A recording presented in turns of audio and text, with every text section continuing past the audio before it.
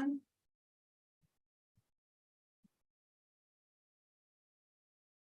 All right, we are live here with Personality Quest, hosted by Personality Hacker. My name is Joel Mark Witt, here with Antonia Dodge, Jonathan Harden, Christian Rivera, and all of our Quest members here inside of the Quest call, but also broadcasting here live on YouTube, the live YouTube stream. Hopefully you're joining us today from somewhere in the world in the live YouTube chat. Put on where you're joining us from. I'd love to see where people are coming from all over the world. Did you say hopefully you're coming to us from someplace in the world? I hope, yes. We don't want any of your spectral. I just don't want anybody on those new Starlink No spectral people, no extra spectral, No paranormal, no extraterrestrial, no Mars. Those no Martians, Starlink no satellite. Mercurians. So, today is a very special day. Did you guys remember what today is? It's Antonia's birthday. Yes, today is the day. And she is now another revolution around. I'm back to being older than you. That's true. There's a 2-week span where Joel and I are the same age. Yes. And we met when in the middle of it. So Joel's birthday is October 6th and my birthday is October 22nd. And we met October 15th when we were the same age. She deceived me. Yeah. I didn't know I was marrying an older woman. I didn't know I was finding an older woman. Yep. A week later, he was like, second thoughts? Oh no. Hoodwinked. I got tricked. This changes everything. I'm going to have to reevaluate all of this. Reevaluate the whole thing. The whole thing. Suddenly the criteria is broken. That's right. You seem older today for some reason, he said to me 12 years ago, or 13 years ago. Woke up on your birthday that day in a muumuu and just Yeah. changed the How'd you know? Awesome. Welcome everyone to the Personality Quest live stream call. We're calling this the town square for right now. I'm trying to create some metaphor for where we are positionally on these calls as we're building this out and creating this experience for everybody. And then when we go into our private membership call, I'm calling that our Quest Tavern. Taverns are a great place where anytime there's a quest that needs to be going on, people sit around and they unroll maps in taverns. They grab a drink and they sit down to plot strategy, solve problems, and decide what trail or quest they want to go on. So I like the idea of us gathering here on the live stream in this kind of town square format, but then eventually we need to go inside. We need to sit down and we need to unroll those maps of our lives and think about what are we doing this week as a quest to make personality types and understanding of personal growth come alive in a real way for us each week. So this is what we want to do today. If you're just joining us, tell us where you're coming in from in the world. Where are you joining us from in the world? If you're from Antarctica, you get bonus points. But any continent is welcome on that. By the way, I think Antarctica has it has all the time zones. Wouldn't it have all the time zones? So you probably could tune in. I don't even know how that would work. Like if you're Or it might even have its own. I mean, it might just be its own. You'd walk in the door of the research center and it's just its own world. It's its own dimension. Yeah. I want to pull up the survey from last week and talk about that. But how was your week, guys? What's been happening? I've been editing podcasts. Jonathan, how about you? We had a summer camp, not a summer camp. We had like a fall retreat. We had a bunch of kids here on camp. And so I did everything from ropes course to handle homes, conflicted campers, and did a lot of cooking as well. So I probably smell like a deep fryer right now. Delicious. Yeah. That's not what Ellen said. She said, go change. Oh, she doesn't like deep fried ENFJ. No. But it would have a cream center. Right. Yeah. Well, I used to work in a coffee shop and we roasted our own beans. And so my clothes and when I had hair, everything smelled like roasted coffee beans. And it was a very pungent flavor. It didn't age well. Really? I would assume coffee would smell good. Yeah. I like the smell. I would think it would be an aphrodisiac. Maybe that's why we got married. So maybe because that was about the timeline. So you smell refreshing. It didn't work for me when I worked at Taco Bell when I was 17. It's not the same. It's not the same. Yeah. Actually, deep fried INTP would have the cream center. Yes. It would have this squishy cream center. The nougaty center. The nougaty center. Hair me open from the face. And Yeah. So I told a friend of mine, I'm thinking I'm an ENFJ, and I said, yeah, I'm a vanilla flavor. I can assimilate and be a chameleon, and So I think if I was an ice cream flavor, I'd be vanilla. And she said, no, you are lemon sherbet. You don't think you're going to like him, but then he becomes your favorite flavor. I was like, whoa, I need to like think about this. How often do I come across as lemon sherbet when I think I'm being vanilla? That's a good question. Yeah. I know that I'm gonna like lemon sherbet, so maybe I think it's an apt metaphor. Yeah, I think it's good. What ice cream flavor are you, Christian? Oh God, probably something chunky. Yeah, I was thinking that too. Nuts, marshmallow chunky monkey. rainbows. Like Right. a Chunky Monkey or Rocky Road, or like Rocky Road. a cookie dough. I mean, I love cookie dough personally, so I would probably pick that. Yeah. Well, I think with Christian, it's like when you dip into the ice cream, you think you've gone through all the ingredients, and then all of a sudden it's like, wait, there's raisins in this? Oh no, don't accuse him of being an ice cream with raisins. Yeah, it's like just like he's gonna go cry to himself now. Yeah. You? Christian, I mean, that's the INTP experience, right? Like I start talking and you're like, what the hell is this? And then eventually, you get something sweet and it's like, actually, this is really good. Yeah. Yeah. speaking of INTP experiences, you hosted at your art gallery this week an open mic night. Right. How'd that go? You were talking about that last week on the Quest call. Yeah. Interestingly, like one of the Quest experiences, like related to today's podcast episode of sensory stuff, I hosted a mental wellness open mic night at our studio space, which was so much fun. And it actually will come up next week during our conversation around intuitive functions and analyticalistic, assertiveness and receptive.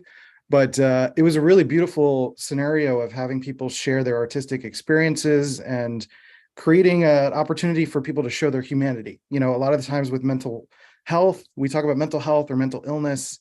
It's a conversation that becomes around like industry and what the system's doing and diagnoses and pills and all that stuff, when it was just like, I just want people to show up and share the art that is them as a human being.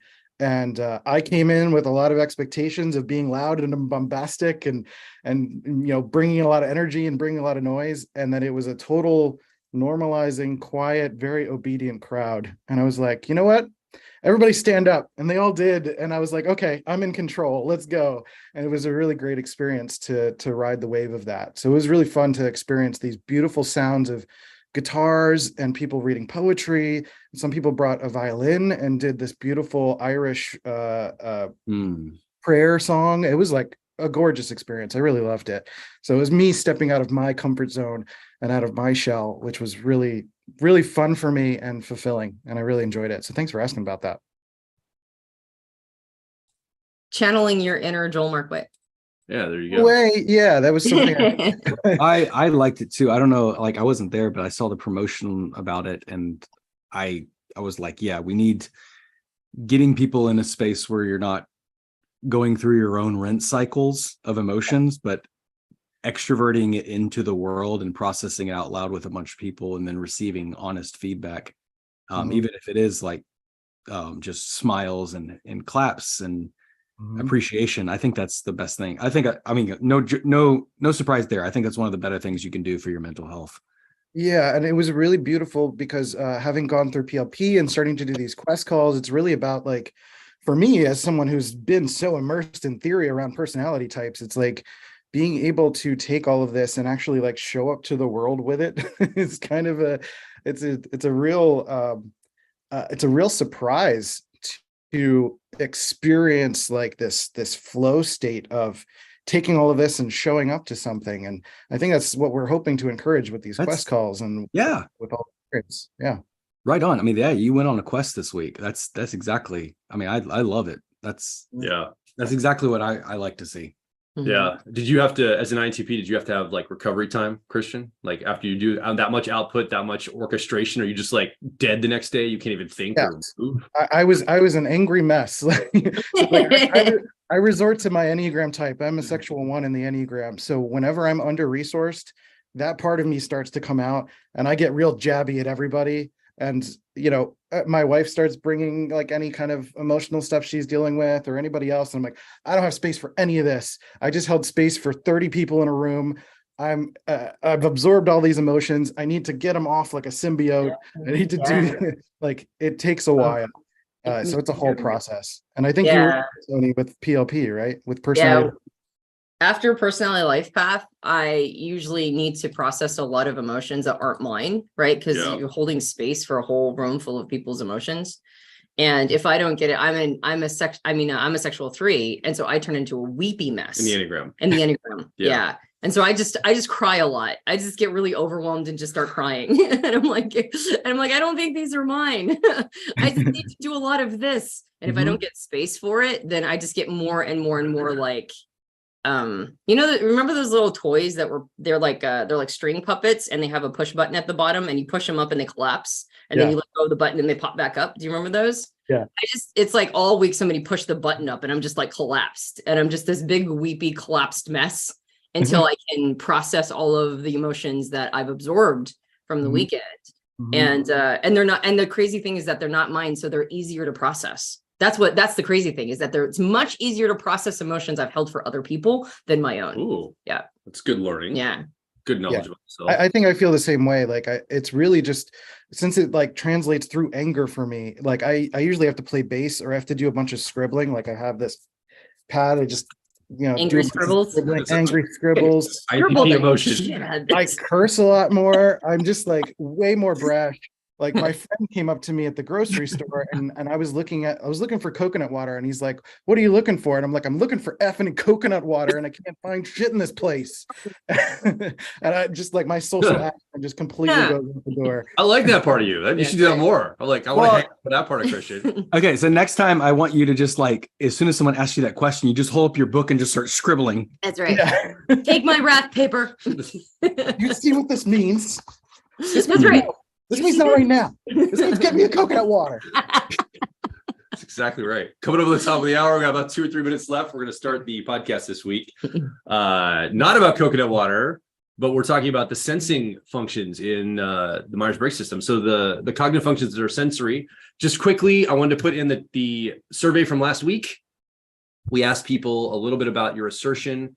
Christian was extremely assertive this week after needing coconut water, I suppose. So he would probably select effing coconut water. He'd probably select very assertive. So we just had like 4 options. I see myself as an assertive person. I see myself as a shy person. I'm only shy in specific contexts, or other. Tell us more in the comments below. And so we had many people take this survey, and the winner of all of these, the most responded to, was I am only shy in specific contexts. So people are contextually, that was over 54% of the vote, are shy, but it's contextual shyness, which I thought was interesting. I think everybody's contextually shy. Anytime you're talking to, I don't know about me. Am I? I had money. Yeah, I had money on that answer. I was expecting it to be that way. Are you contextually shy? I guess I am. Right? What did I think you were when we first met? You thought I was an introvert, yeah. The first time, but I was also traumatized. Introvert. I was coming out of a pretty bad experience, relationship, but I think you were. It's not my normal self. What did you type him as? I thought he was an INFP the first time I met him. Okay. Yeah. All right, we got about a minute or 2 left. And then there was a moment when he got real barky, and I was like, "Is that TE tertiary? Shake that tertiary." Yeah, that's right. He got real commanding and barky of like a whole group of people, and it was like you're like, "Oh, see him." He's like, "All right, he doesn't want to be talked about." Yeah, and it took a little while, but I was like, "That's not all the INFPs I know." I mean, not that they can't get barky, but it takes a lot. This one was like he was there right there. But I think you were shy around me. I like to believe that. Is that what it was? I think so. I just want to give a shout out to Valerie, who has this, apparently shares my birthday. Today's Antonia's birthday. Right? And Valerie's birthday. And Valerie, so happy birthday, Valerie. That's in the chat and in the live stream. So I don't know why, but I get unbelievably excited when people are born in the same day that I am. And I'm not sure why. I'm like, oh my gosh. It's like the cosmos decided we both needed to exist at the same time. Or something. Yeah. So happy birthday, Valerie. Happy birthday, Valerie. My birthday buddy. Too, Antonia. Okay, we got to go. Karina is on production today. Joel Mark Witt here, the Antonia Dodge Personality Hacker. This is Personality Quest. You are watching. Let us know in the comments where you're coming from. And also, we're going to be live chatting through this entire episode. So join us on the YouTube chat. If you're in the Quest Tavern on Zoom, we're also going to be in there too. We'll be in both places chatting. And then after, we're going to come back after this episode and discuss a little bit about the sensing functions. Are your sensing functions, extroverted sensing, sensation or memory, introverted sensing, Are they analytic? Are they holistic? We're going to talk about that in this show, and then What we're does going to come that back even mean? and unpack it right afterwards. So we'll see everybody right Okay. after the episode here live on the Quest Call on YouTube's live stream. No. I like stumbled over my words. That was never really. Wait, let me try it again. We'll talk to everybody in just a little bit when we come back after this episode here on the YouTube live stream. Quest Call. ... See you soon. I love how you interpret thinking as complex and like as if emotions and motivations and all those things are, oh, those are really simple. There's no complexity there. So it's almost like thinking, complex like thinking. Okay, you got me. Fair enough. My bias is showing. You're right. My apologies. You actually, to be fair, feeling is like the most complex thing that I can think of. Certainly. I just thought it was funny that you're... I meant in terms of problem solving. Sure. All right. I get your intent, but I just thought it was funny how even in the midst, even knowing as much as we know, our biases still come through in this. You called it.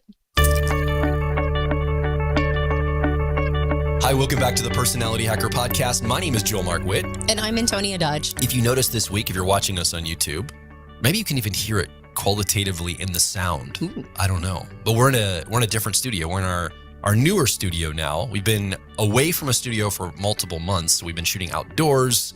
We've had guests on the show. We've featured what we couldn't fix, and we've gone and done live podcasts in Atlanta, Georgia, here in Gettysburg. Got some more of those planned, but today we are back in the studio. It's just you and me, Antonia, once again, without our guests and without our live environment.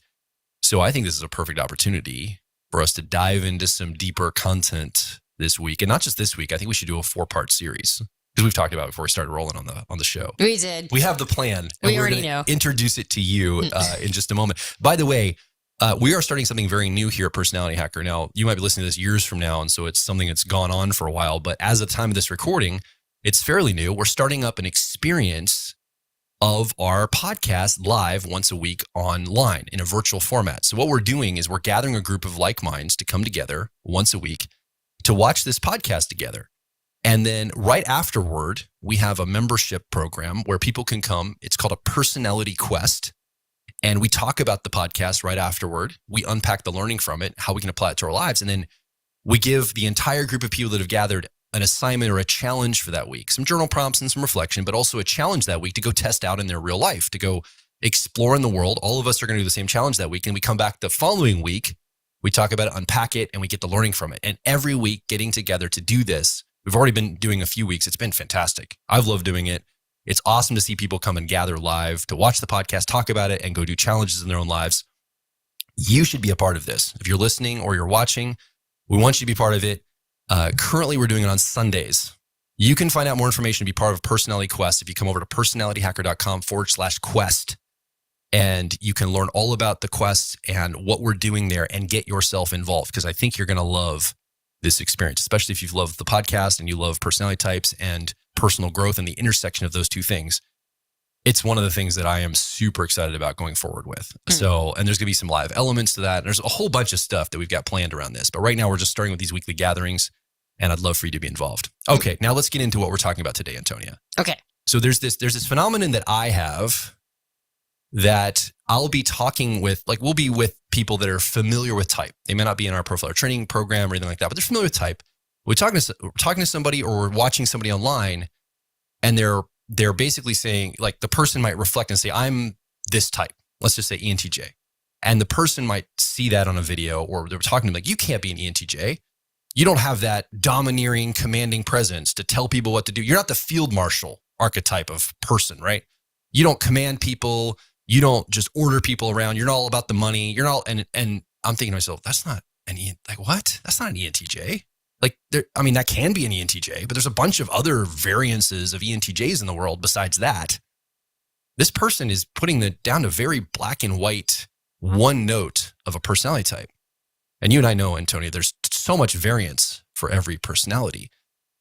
And there's reasons for this. There's source code for this. There's reasons why different personalities show up differently. Obviously, it's station of life, timeline, training, upbringing, the age the person is, all these factors. But there's also something in the actual wiring of the mind, the cognitive wiring of the mind, that's a little different based on how people express their type. We talked about this a little bit on the podcast before when we applied it to careers, but I want to jump in this today, and let's do this series of these episodes. Let's talk about each of the Jungian cognitive functions in some of the ways they can express to give some more nuance to how types show up. Yeah. I'm glad you referenced the careers podcast, because if you've listened or watched the 16 different, basically the subtype series, we call them subtypes. And it's based off of the work of our friend and colleague, Dr. Dario Nardi. There's a lot of information there about those subtypes. And the entire time we're talking about an analytic or a holistic version of the first two functions. So if you're new to type, by the way, we will be going a bit deeper in these 4 episodes. And we highly recommend that you head over to personalityhacker.com and look up the CAR model or cognitive functions so that you can get some familiarity with the building blocks of type. So the building blocks of personality isn't just the 4-letter code. It sources back originally to Carl Jung's book, Psychological Types, which outlines 8 different cognitive functions in chapter 10 that all of us are using all the time. But we favor a certain, like a couple of them as our favorite way of interacting and engaging with the world. But we're all using all 8 of them all the time. So that's really, and from our point of view, that's the power of the system. So if you're brand new to type and you're just learning about Myers-Briggs, or what some people are calling 16 personalities, then we recommend that you do just a little bit of research around those cognitive functions, and we'll try to make them very accessible in this 4-part series. But that said, yeah, there is a lot of variance in those functions, and it's important to understand that we have a tendency, we all have biases, and we're usually unaware of them. And one of the biases that we have is our first 4 functions, for those of you learning the CAR model, or for those of you who are more technical, what Dr. John Beebe calls our egosyntonic functions, the first 4. Those we have a complex, multi-layered relationship to. The 4 that we aren't using egosyntonically, what he would call egodystonically, or for those of you just learning the 4 functions that are not in our CAR, it's very easy for us to oversimplify them, to see them as just something to understand in other people, to not really understand, not own them for ourselves, not recognize the influence that they have on us. Yeah. And John's model and Dr. John Beebe's model, he calls them the shadow functions, and we've done entire podcasts on that concept. So please feel free to go look that up. But all of the functions have, it's like a territory they occupy. It's an energy that they come with. And there is usually a lot more complexity involved in them than we will sometimes give them credit for, because we'll get just a little bit of an understanding of a function, especially one that isn't one of quote unquote ours, right? Egosyntonic CAR model. We'll get a little impression of it, and then we believe we understand it. And that will be that'll be our definition when we're typing other people. It'll be our definition when we think we're using it or when we're not. I've seen people, you talked about somebody with ENTJ preferences. I've seen people talk about extroverted sensing as the jumping out of a plane function, right? Yeah. And so. Which it can be, right? But that's not what it's limited to. Yeah. So the concept we're going to go into is it's the layer underneath the subtypes. And it's also really important information, in my opinion, for us to understand. And I think it's some of the freshest work to come out of type in a long time. Yeah. Again, it's come from our friend Dario, and he has a book coming out at the time of this recording. It will be coming out by the time we end the series. It will have already been out. Yeah. So it's kind of an interesting time-bound experience right now. Go either pre-order or order your copy, depending on the timeline that you're in. That's right. Asynchronously from this podcast. Exactly. And the book is going to be called, or is called, if you want to pre-order it, Decode Your Personality, 64 Brain-Based Subtypes to Go Beyond Myers-Briggs. And a part of this also brings in the work of like Dr. Victor Galenko, who is an influential voice in socionics. And then Dr. Helen Fisher's work and neurotransmitters and hormones. So there's a little bit of merging of, adjacent systems and other systems. Well, and Dario's own work with EEG brain imaging. Exactly. Because that's really where, the brain imaging, he can see subtypes showing up in your brain on the scans. Exactly. Basically determining that. Yep, exactly. Yeah. So, and I have heard other systems talk a little bit about an adjacent concept to this.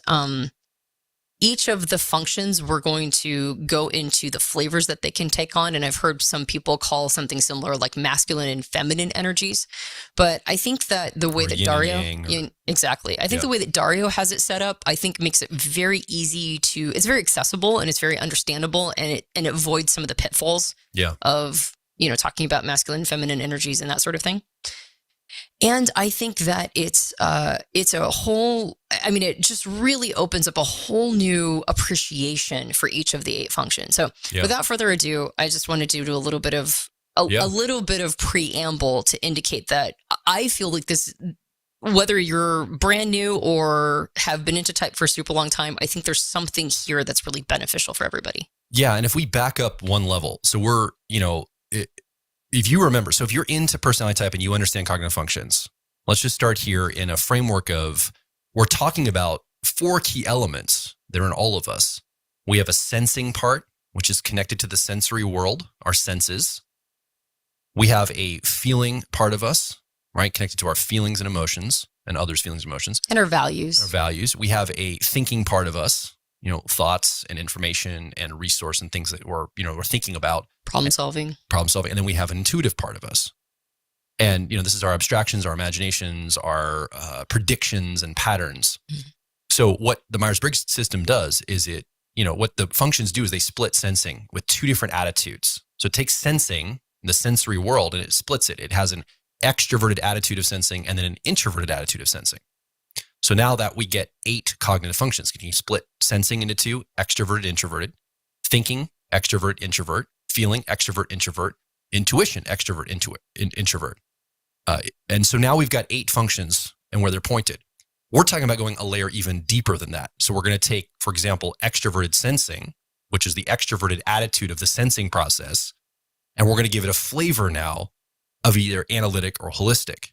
So we're talking about taking that function itself and splitting it down to 2 different variants as well. Mm-hmm. So that's where we're at. Like if you're following along in the, the pyramid tree of breaking these apart more and more, that's the place where we're at navigationally. Exactly. And so you just introduced it, which is fantastic, which is that we're going to talk about the flavoring of each of the 8 functions and whether or not they have an analytic or a holistic preference. So what I find really interesting about this is that analytic or holistic preference, it actually lives, in some ways, it can live outside of the functions. It's kind of a preference of the individual, honestly. Yeah. It makes me think of when I first understood subtypes in the Enneagram. So in Enneagram, you have 9 different types, and then you have what are called instincts. And those are sexual, self-preservation, and social. Yeah. And they have qualities and characteristics distinctive to the instincts themselves. And then when you grab one of those instincts and marry it with one of the 9 types, now you have a subtype. And there's almost like an alchemical reaction that happens between those 2 things, those 2 concepts. Yeah. And I think there's a similar thing going on here. There's a certain energy or traits that come along with an analytic bent or preference. And there are certain traits that come along with a holistic bent or preference. And that lives over here. And then you take the 8 functions, and when you marry this energy, this analytic or holistic preference, let's just say analytic, to one of the functions, let's say extroverted intuition, there's almost like an alchemical response that happens, and certain qualities and characteristics come from it, right? It's like this times this equals this. And the same thing with like a holistic marriage to extroverted intuition are going to come up with different characteristics or traits, but they're going to be similar enough, just like the subtypes in Enneagram are very similar to each other as well. So think of it as like almost like a math equation. This times this equals this. And we've done podcast episodes on Enneagram subtypes too, if you want to go check those out. So I think what would be good is to first talk about what are the characteristics and traits that come along with an analytic preference and traits that come along with a holistic preference. And then over the course of the 4 episodes, we'll marry them to the different functions and see how that sort of alters the flavoring of the function. So analytic is a more assertive energy. It's more of a, I almost think of it as like a push out. Now, this is different than extroversion. Extroversion is just being like aware and engaged with the outside world, right? It's like, oh, this is very interesting. All these things that are not inside of me, right? All of these things that are surrounding me in the outside world. Yeah. Introversion is the opposite. It's like, oh, everything inside of the confines of my skin is like super interesting, right? Yeah. And it's like the thing that captures your attention. Is it inner world or outer world focused? This is a slightly different concept.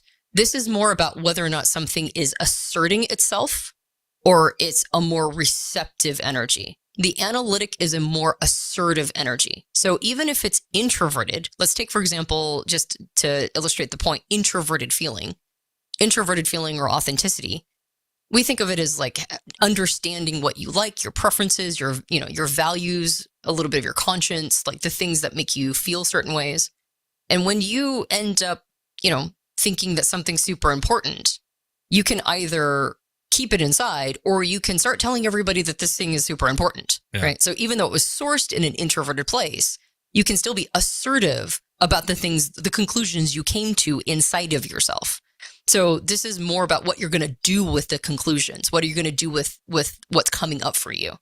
So it's not introversion and extroversion. It's assertion, right? I'm going to now push it out to assert this in the world. Or I'm going to have a more receptive, receiving quality.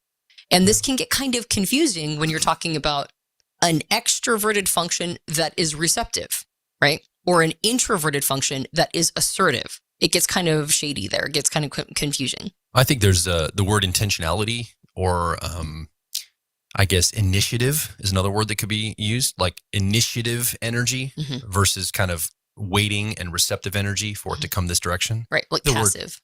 Passive, maybe initiative. So initiative is another word that might help if you're having trouble latching onto this, like you're getting it confused with extroverted, introvert. I think that can be a language that can help there. And I also think of it in terms of things like there's a form of meditation that has you focusing like on single points on maybe like an imperfection in the wall. And so you're hyper focused on a single point. And that's what's taking all of your time, all of your focus and attention. That would be more of sort of an assertive energy. You have right? blinders on almost. That's right. Yeah, you're like really hyper focused. And then there's a form of meditation called Shambhala. I think we did a podcast on it a million years ago. But we interviewed somebody who does Shambhala meditation, and it's the exact opposite. As opposed to being hyper focused on a single point, you actually intentionally lid your eyes and you try to take in as much peripheral as you possibly can. And so you're taking in a much, much, much bigger picture, but you can't see anything very clearly. And so I think of the analytic energy as being that hyper focused on a single point. That's why it's kind of almost like assertive, right? It's like it's asserting attention to a single point. Yeah. Versus a holistic energy would be more like the Shambhala, which is you're receiving more information. It's a broader perspective, a broader view, but you're not seeing anything with very much specificity. Yeah. So that might be a little easier for understanding than assertive, receptive. I'm going to suggest that we're going to go through a list here, compare and contrast. I think that's going to land it. I think so too. For you listening or watching right now. So, I mean, let's just look at, the analytic style or energy is going to be more goal focused, seeking a desired outcome, and it's going to be filtering out distractions. So this is like goals, it's focal point, like you said. The holistic energy is going to be more open-ended. It's seeking input and reflecting on data without filters while attending patiently with curiosity the flow of the process.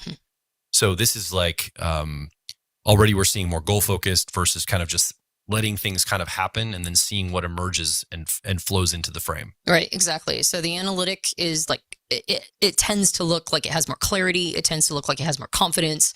It's more goal focused. And so it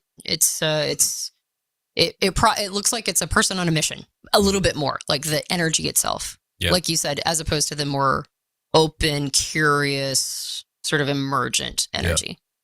It also, the analytic has a top-down approach, whereas the holistic tends to have a bottom-up approach. And you're more aware, like you understand that top-down concept and bottom-up concept a little bit better than I do. I have a tendency to struggle with the idea, probably because I'm a bottom-up. So what do you think of when you think of something being top-down?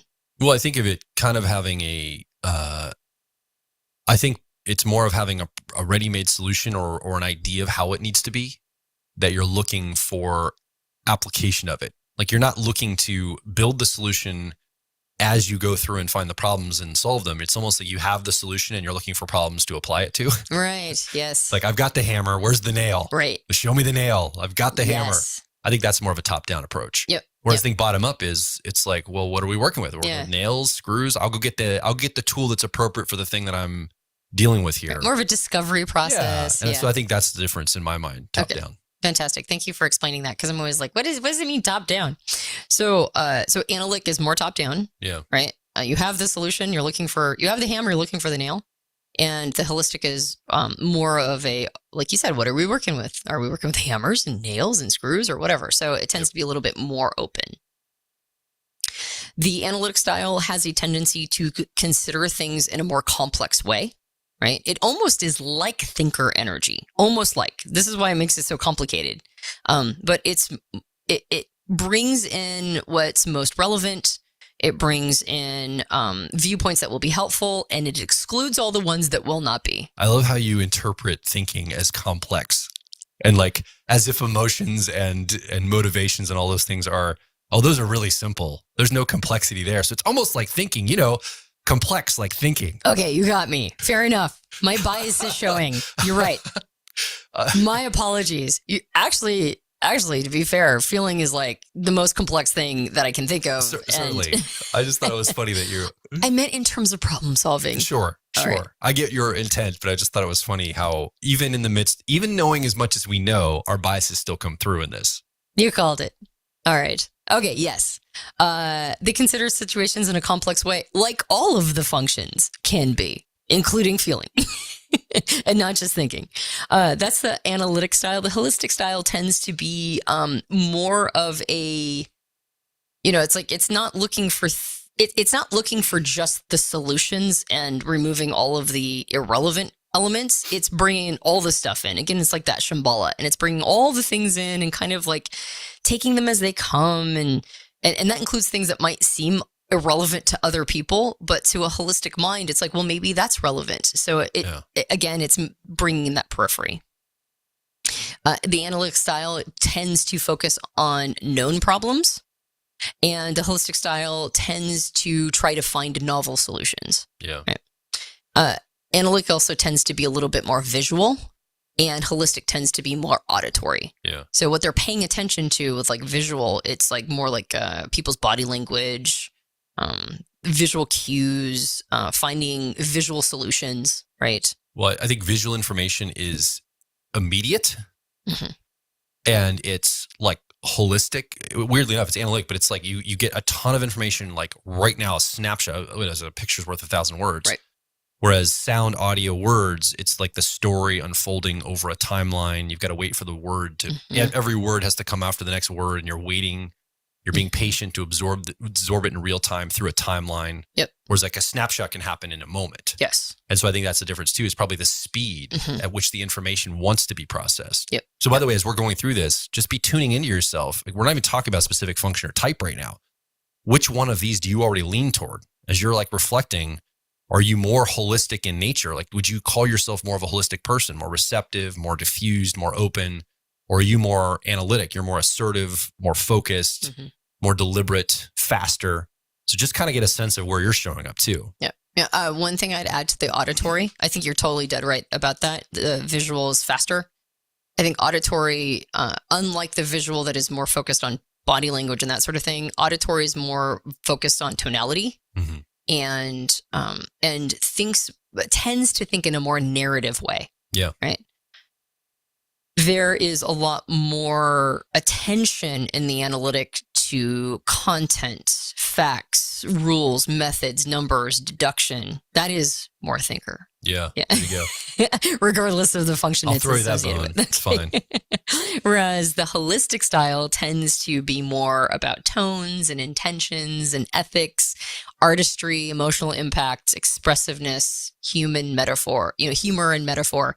So in this way, an analytic energy will almost mimic a thinker energy. and a holistic energy will mimic a feeler energy. So this proves, not proves, that's the wrong word. This is illustrating, there you go. It's illustrating what we talked about earlier of like, that can't be an ENTJ. How many times have you been accused, Antonia, of being like an ESFJ when somebody's watching our YouTube videos? Yeah. Or I've never seen any, like ENTP coming from her. That can't be her. That can't be. She's got to be a feeler. But I would say you're more holistic, like overall, Yeah. not just your functions, but you have more of a holistic style. And for me, I have a much more analytic style, even though I'm a feeler, which I have a lot of feeling, don't get me wrong, but I tend to be analytic and driven and focused and on it and high speeds and all this stuff. Yeah, absolutely. So I think people get like I've been called an INFJ, like a few preferences, but INFJ, it's weirdly enough, I don't know, maybe it's because of the way I'm bringing out thinking, or I don't know what it is. I don't know. Yeah. ENFJ, these kinds of like more assertive, dominant kind of styles of like, judger style energy in the world, whatever. Yeah. You know who never questions whether or not we're both ENPs? The people who work with us. Oh yeah. None of our staff they believes lament it. Oh yeah. They don't question it. They just like, they've written books about the trauma of it. Yeah, I'm sure volumes have been written. And I think, the cat's out of the bag. I'm a more holistic type, right? I favor the holistic energy. Oh, you were holding that back? No, I wasn't. As a surprise? No, I wasn't. But you said it. So I'm like, all right, I'm going to roll. I don't know if that's entirely natural to me. I just know that it was trained into me. Yeah. And I think it's the result of being born into and raised in a very fundamentalist cultish religion. That was like basically anytime I asserted anything, I got my hand slapped. Yeah. So it was a survival strategy to become real chill, real holistic, real lean back. Right? It's like, okay, whatever. Like, I'm just going to be curious. I'm just going to open myself up and just see what happens next. And actually getting into analytic energy, which is something that I'm trying to train myself to do more and more. It's a real struggle for me. It's very difficult for me to get into that energy because I've been so trained out of it. Yeah. So I think a part of this is training. Like whether or not we favor an analytic or holistic bent, I think is part of the nurture component of type. I do think there was a more natural assertive energy in me when I was younger, and it just got beaten out of me basically. And I don't think that's uncommon. I think that's one of the challenges that women talk about a lot is that I don't know if they know they're saying this, but the language I hear is we're all trained to be holistic, and men get to be analytic. And men are, I think, trained to be analytic. Yeah. If you're not, that you get a lot of pressure to be so. You got it. Yep. Same way as women getting trained out of it. Yeah. And I think this is part of the like sort of the gender stereotypes and that sort of thing. And I think men sometimes lament that they can't be holistic, and women lament, or you have a more holistic man who, is there a place for me? Or a more analytic woman, is there a place for me? Right. And so if we're not the thing that is the expectation, the people who are the expectation are lamenting that they're not the opposite, and the people who are the opposite are lamenting that they're not the expectation, right? Yeah. So, yeah, we all have problems. But that said, not to get off on too many rabbit trails when we're still in the middle of the list, but let's go back to the analytic versus you know me, holistic. I'm a feeler. I'm trying to apply it to the personal, like how we show up, not just the list of data. But let's go back to the list of data because I'm also interested in this. Yep. Let's go. So analytic styles are more literal thinkers. So they tend to be more literal, even if they're intuitive preferenced, right? Yeah. And so there's going to be a limit to their thinking and their ideas to the current context specified. So they're not going to bring a bunch of stuff in, right? They're literal. So they're like, okay, here's the thing that I'm talking about. Here's the challenge that I'm working on. And again, other stuff will be shut out. Versus holistic is a more figurative style of thinking. Yeah. And that means that there's going to be, they're going to be more likely to limit the scenario, not to the context, but more to their identity, more to values, and be more metaphorical in the way that they're looking at things. Analytic styles are more comfortable working in hierarchies. Yeah. Holistic has a tendency to prefer a more egalitarian way. More flat organization. Mm-hmm. We're all in this together kind of energy. Yep, you got it. Analytic styles are more, they tend to be blind to their biases, including the fact that they're analytic, right? So one of the disadvantages to the analytic style is that they're less aware of their biases, and I think the holistic style is a little bit more aware of biases. Yeah. Right. But they might not be. Dario says they might not be sufficiently empowered or confident to make a choice or a change. Right. So they're more aware that they are holistic, that they tend to be receptive, and that they might need more analytic energy. But it's harder for them to do it. Yeah. I experience that all the time. Whereas the analytic is more unaware of the bias, but and that gives them a confidence. That's part of the confidence that comes from this. But I suspect that once they realize it, I have a feeling that it might be a little easier to enter the holistic energy. Yeah. And I think that's important. I want to lay that down right now as we're going, and we'll unpack this later. Is these are not static like personality types. Mm-hmm. You have one of these energies that this is trainable. This is more nurture than nature. And I think you can train yourself to lean into the other energy. If you're more holistic, you can train yourself. And we have the tools of the functions themselves, which we'll talk about in a moment and through the whole series. There's actual ways to do that. Like there's exercises. In fact, I think soon Dario is going to bring some content out where he's going to talk about breath work that can change our state and move us into the energies. So there's all sorts of things we can do to flex and flow with this. Yep, you got it. So we're going to start with the sensing functions, and I think we should follow it with the intuitive functions and then do the judging functions last. Oh, Does that work? Okay. Sure. Then we can just start with perceiving and then Okay. move on to judging. Yeah. So with the perceiving functions, if they have an analytic style, whether it's intuition or sensing, it doesn't matter. If you're a more analytic intuition or a more analytic sensing function of all four of them, then there's a tendency to be more focused on a central figure rather than everything going on around it. So he likens it to if you're watching a play, being really focused on the main character or whoever's talking on the stage. Whereas if it's a more holistic version, it's more like being focused on everything, including like what's going on off stage around you, right? Reddit. I think of Reddit. Like you'll show me a meme on Reddit and there's this thing on this GIF that's happening, like the main event, like somebody's riding a bike and they're doing some activity. And I'm like, oh, that's interesting. And then I'll look at the comments of the thing you showed me and people were mentioning like some obscure detail of like a coffee cup in the background. And some poster on the wall or like all these obscure, like, I'm like, how do they even notice that? Yeah. Like, what is going on there? Like, I'm focused on the activity at hand, not all the stuff behind the activity. Yep. But other people seem to be more fascinated by that than the main thing on the screen. Yep. I've always been baffled by that, but I think I think that'd be a good example of attunement to more of the entire picture versus what is the action that's happening right in front of me? Yeah. But like if we have 2 books on our library, people will be like, why do you have 2 copies of that book? And we're like, we do. But that would be a more holistic experience of watching the podcast. Yep. The video is like you're not just watching the person, you're watching all the things around them. That's a more holistic frame. And analytic would just be focused straight on whoever's talking. I'm judgmental to those people. I'm like, get focused on the thing we need to be doing. Like, you're getting distracted with all these extra details. That's Not right. specifically picking apart books on the podcast, but anyway, it's like watching a GIF and mentioning all the nuance of it. I'm like, what does that matter? Why do you care about that? Yes. That doesn't serve your life at all. And I get really judgy. And then I'm like, That's why am I right. being judgy about neutral things? Those dang holistic people. Can't live with them. Can't shoot them. What do we do with them? Yeah, no, fair. And I mean, I think that it goes the other direction I'm too. sure it does. I think holistic people can be quite judgy of the analytic sure people. I drive them crazy. That's right. So, I mean, we could do like a whole podcast just on that as a personality type, Sure. analytic versus holistic. But wait, there's more. So now we get to some of the meat of this beyond just this distinction. So again, think of this as having its own traits. We just read off the compare and contrast of all of the traits of an analytic versus a holistic preference. Yeah. And you've already mentioned you have a preference for analytic, and I mentioned I have a preference for holistic. I think I have a compulsion for it, not just a preference for it. I think I'm like obsessed about being it this way. Like this is very much driving me on so many levels as we're reading through this. Mm-hmm. I don't think it's just like, oh yeah, it's sort of my preference. Like I see it very strong. Now, I will say there's part of me that identifies a lot of the holistic stuff too. Sure. And depending on which part of me we're talking about, it feels more balanced. Mm-hmm. And we can talk maybe more about that in a little bit. But Yes.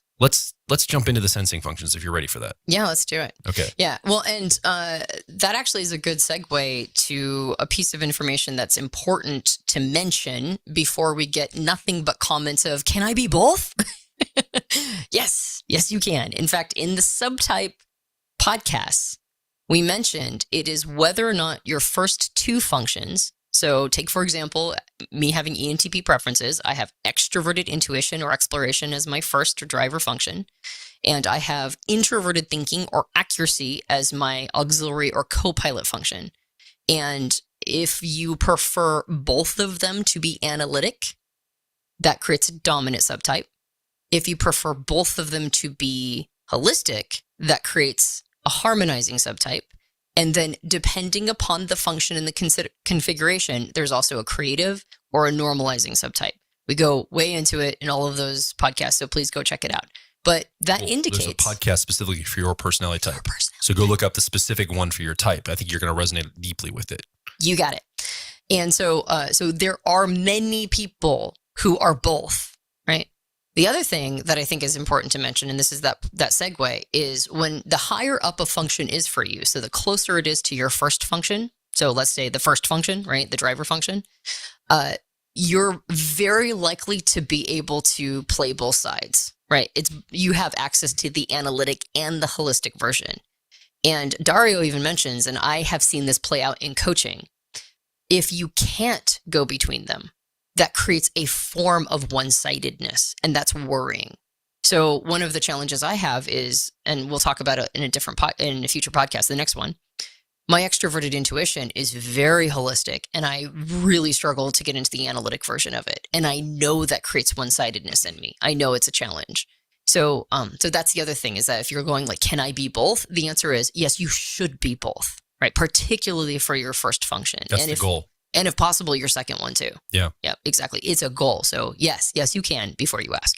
Yeah. Okay, now we can get into the sensing functions. Which gives us tons of opportunity for personal growth using just our personality type alone. Yes. Because there's so much to grow our functions themselves, but also grow different expressions of those functions inside of our personality. It's a lifetime of work. We'd never run out of things to do to work on ourselves in that. You got it.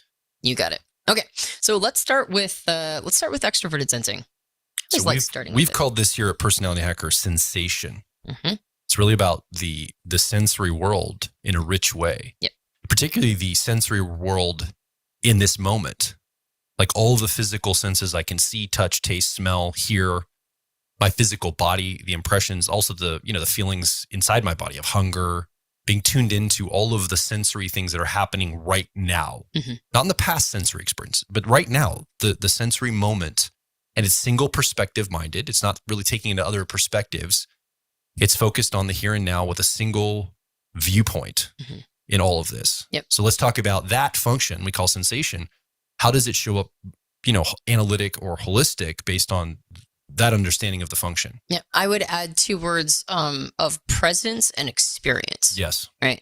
So it's a function that is very present in the moment, Yeah. very tuned into the environment, it's extroverted. So it's very aware of what's going on around it. And it has a hunger for experience, right? Wanting to have experiences. Now, the word experience is vague and abstract, and there's a gajillion different kinds of experiences. And so I think that's one of the reasons why the oversimplification of this function, which is rife amongst type communities, I think that's it's important to remember that experiences are varied and vast. And as varied and vast as experiences are, so is this function. Yeah. So the 2 different kinds, we're going to pare it down. We're going to marry extroverted sensing or sensation with an analytic energy and a holistic energy, and look at how it's a slightly different function depending upon which orientation it's associated with. So extroverted sensing or sensation, when it has an analytic bent, this is the stereotype of Dario calls it the mover, right? It's a person who is asserting their energy and their experience into the outside world. It's more of the adrenaline version. It's the one that wants to go bungee jumping or go do fun, interesting things and get its heart rate up. It's the part of you that wants to not just have an experience, but have an experience. experience, A right? maximum experience. You got it. It's a feeling of a maximum aliveness. And it loves the feeling of pushing the limits. I see this in our daughter. In early podcasts, we said that I thought she might have ENFP preferences, but that's just because she was doing that monkey see, monkey do thing. I'm pretty sure at this point she has ESFP preferences. It'd be very difficult for me to unsee that. And it's really fascinating to observe how often she just goes towards an aggressive physical activity. Like I'm performance. Broadcasting her voice loudly, articulating wild, really bombastic energy. That's right. And lots of cartwheels and roundoffs, right? Yeah. Lots of climbing trees, lots of doing things that are probably like she's already been on the roof of our new house multiple times, to a point where I see handprints on the outside of the windows in the second story that I can't get to.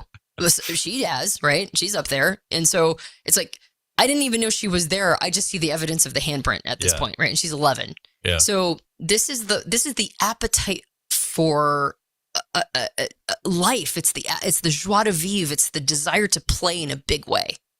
And so this is the version of extroverted sensing that I think a lot of people are more tapped into. But it can also be, like promoting a new show or landing a deal or anything that gets your heart racing. It helped me understand why my dad, who had ESTP preferences, loved marketing and sales. He loved walking in, making a deal, getting as good a deal as humanly possible, and then walking out of the room like acting like it was no big deal. But he loved it. It just got his blood going, First responders, special ops in the military, people that really want to apply this sensation function in a deliberate, intentional way, often are this analytic version. Yeah. And Dario talks about it. I mean, like he gives a story of like a friend who has this function, who they were going to cross a street and there was a policeman who was directing traffic up to a median. And the ISFP friend just like jaywalked up to the policeman at the median and looked at him and was like, "Hey, how you doing?" And then continued jaywalking. It was like, it's kind of this like, throw caution at the wind, go take direct action, right? See what you can get away with, and have this sort of joie de vivre about it the entire time. Yeah. So that's the more analytic version.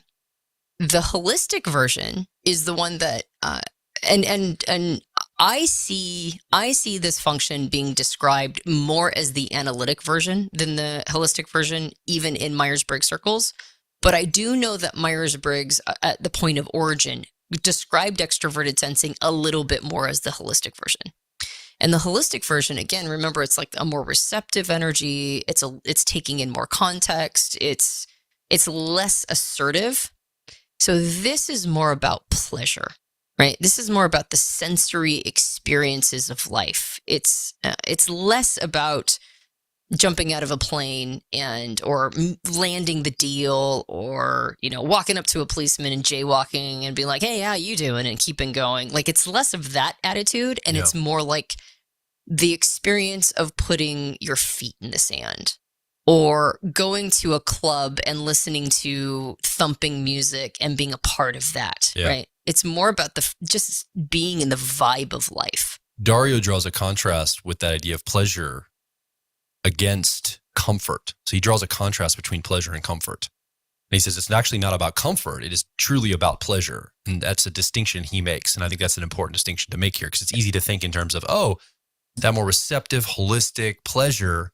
I immediately think, comfort, warm blankets, sitting by the fire with a cup of coffee, right, that kind of thing. But that's not, that can be pleasurable, but there is still like a sensation or I guess an immediate moment of pleasure that's happening in the here and now. Yeah. Yeah. Well, pleasure is more stimulating, right? Yeah. Comfort is less stimulating. It's more kind of like, it's more passive. Pleasure is more heading towards something, even if it's a slow amble towards it. And he gave an example in his new book about like somebody who might just want to go experience all the pleasure of, like, say, slowly traveling through Thailand for a while and experiencing the jungle and the beaches and the clubs. And it's about absorbing all of the experiences, surfing, watching the sunset, dropping in on a party, dancing, drumming, maybe smoking some ganja, right?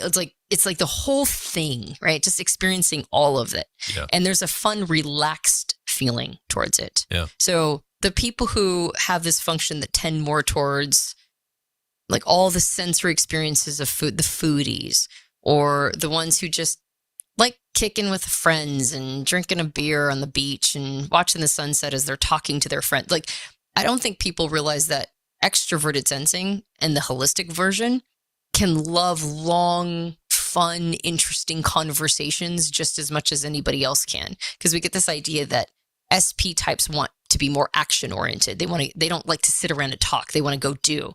But the holistic version of this, the sensate version, loves an experience like that. So it's more of the absorbing the pleasures of life as opposed to getting the big max aliveness moments out of life. Yeah, I would also think that maybe this person that's more holistic in nature would be more likely to watch extreme sports, let's say, than go do the extreme. They're still interested in the extroverted sensing or sensation, like, the person that's jumping off the cliff with like the parachute and going down, but they prefer to watch like a simulation of it or watch it than do it themselves necessarily. They're still interested in that kind of activity, the max aliveness activity, but they want to do it more in a receptive or passive way. Like vicarious. Yeah, vicariously. Yeah. It doesn't mean they wouldn't ever do something like that. It just means it's more natural to them to watch it happen than do it themselves potentially. Yep. Yeah, exactly. And the holistic sensate version is going to be more likely to be the ones who are into, I don't know, like stylish. Yeah. They're more likely going to be the good dancers, right? I remember a very controversial political figure and the arguments that people had about their type. And one of the types that was on the table was ESTP. And they're elderly as well, but they are not a particularly good dancer. And I remember somebody going, well, they can't be an ESTP because they're not a good dancer. I was like, well, I suspect that if they have extroverted sensing or sensation, it's probably the analytic version, right? They're a politician. So they might be one-sided that direction and be kind of a terrible dancer, actually. And the idea that an ESP type could be a terrible dancer is like, well, they've been more focused on, all the max aliveness stuff, not the sensate parts. I think I have the same image of the person in your mind without naming them, and I'm pretty certain this person is one-sided. I would argue. I don't think anyone, even fans of this person, would probably agree that they're fairly one-sided. Probably. So it's regardless of what this individual's personality type is, understanding analytic versus holistic alchemical reactions to the functions means that some of the stereotypes in our minds might not be accurate. Like all ESP types are good dancers. That might not be accurate. Most ESPs will be, because most of them will have access to both the analytic and the holistic. Yeah. But if they're one-sided, they won't, right? And so you might have an ESP type, again, that's a holistic user that would never in a million gajillion years ever say, get on a fast motorcycle and go do something, that feels really dangerous. They might never do that. And again, remember, it's harder for a holistic version to become an analytic version. Yeah. So they might go, well, I must not be an ESP type. I must be an ENP type because I prefer to sit around and talk with my friends than I do, jumping out of a helicopter onto a black diamond, and skiing all the way down or something. And it's like, well, that's not necessarily the only example. The willingness to do something, the desire to do something like that isn't the only symbol of an extroverted sensing user. Yeah. So if you enjoy sitting around talking with friends, that could still be that extroverted sensing or sensation. Yeah. And I suspect that there are quite a few, particularly ESFPs, but some ESTPs too, that are very interested in type, that are holistic users and believe they have ENP preferences. And my other suspicion is that holistic people who have a preference for holistic extroverted sensing or sensation as one of their first two functions are probably more into type than the analytic users. Yeah. That's my suspicion. Yeah. I don't know that to be true, but I suspect that. Or there's more of them. Yeah, exactly. And we probably train people out of being the analytic version because those are the ones who can't sit still in class. Yeah. Right? So we might have like a disproportionately high number of holistic users. So, because at least in this country, because we get trained out of it. So, so I think that that's a really good understanding of those two functions, or like an awareness that that function can be split into those two styles. And I think the other part of it is all of us have extroverted sensing or sensation inside of us Somewhere. And so if it's not one of our first two functions, do we have a preference for one or the other? And can the other side teach us something? Yeah. Right. Okay. So that's sensation, extroverted sensing. Let's talk about the other attitude of sensing. That's sensing extroverted. Let's talk about sensing introverted. There's two flavors of introverted sensing, what we've nicknamed as memory or personality hacker. Now, memory or introverted sensing is all about the sensory impressions over time. It's about tracking those sensory impressions, noticing them. They're both inside of us as people. Like we have a sense of our past and what's come before. But we also can use external markers to track things, paperwork. There's metrics and standards and all these kinds of things that we use to keep track of the changes over time as well. And this is something that memory or introverted sensing people are often focused on, is those nuanced changes over time and noticing those and tracking them both inside the self and also in the world at large. Mm-hmm. Yeah. And it's a vast storehouse of sensory impressions, which is why those changes can be tracked, because there's a good memory for the detail of how it once was and the impression that gave a person. And then when it changes, it gives a different impression. So if you're focused in on those impressions, you're going to notice all those subtle changes. And I really like how Dario talks about introverted sensing or memory. I think it's a slightly different way than I've thought about it traditionally, but it's a desire to help people be civil, right? It's like, it's interoperability of humans. Yes. Yes. Yes. Its civilization is built on interoperability. Yes. Right. And standards. Yeah. Effectively. And so it's, we have a certain standard of tire size. Thank goodness. Right. And that helps us be civil when we are refitting tires on our car, because think about how frustrating it would be if there was 4 billion different kinds of tires. And like, I can totally imagine that weirdly. I mean, maybe my intuition is just jumping and leaping, but it's like that could end up in fistfights, right? The inability to find a tire for your car could get maddening. I suppose it could. Yeah. And so it's like among a lot of other outcomes. Right. Well, I mean, things are already frustrating, right? Yeah. So it's like, just the ability to go get like, oh, this is the standard tire size for your car, and this is what you'll need. Yeah. And maybe it's so expensive. You want to punch the person, but you don't, and you get your tires and it's fine. Now that you've said it, this really is the threat of Western democracy. If I'm thinking about it, tire sizes and standards of tires. Like if we don't have that dialed in, we could lose it all. Well, think about everything that is standardized, Yeah. right? And I can think of so many different things, and I think I just walk through the world punching people out of frustration and anger. So tire size being the example used to indicate all the things that are being unmentioned. Yeah, and when we don't have it, I mean, I think in terms of the early days of some of the digital video formats, I'm not even going back to the 80s with VHS versus beta. That's one of them. But I mean, in the past 15, 20 years, we've gotten better at the codecs and all the ways that we encode video. But for a while there in the mid 2000s, there were like all these options. And it was kind of like, well, which one do you want to choose? And it's, well, which one's going to be the one of the future? That's the one I want to choose. We didn't know.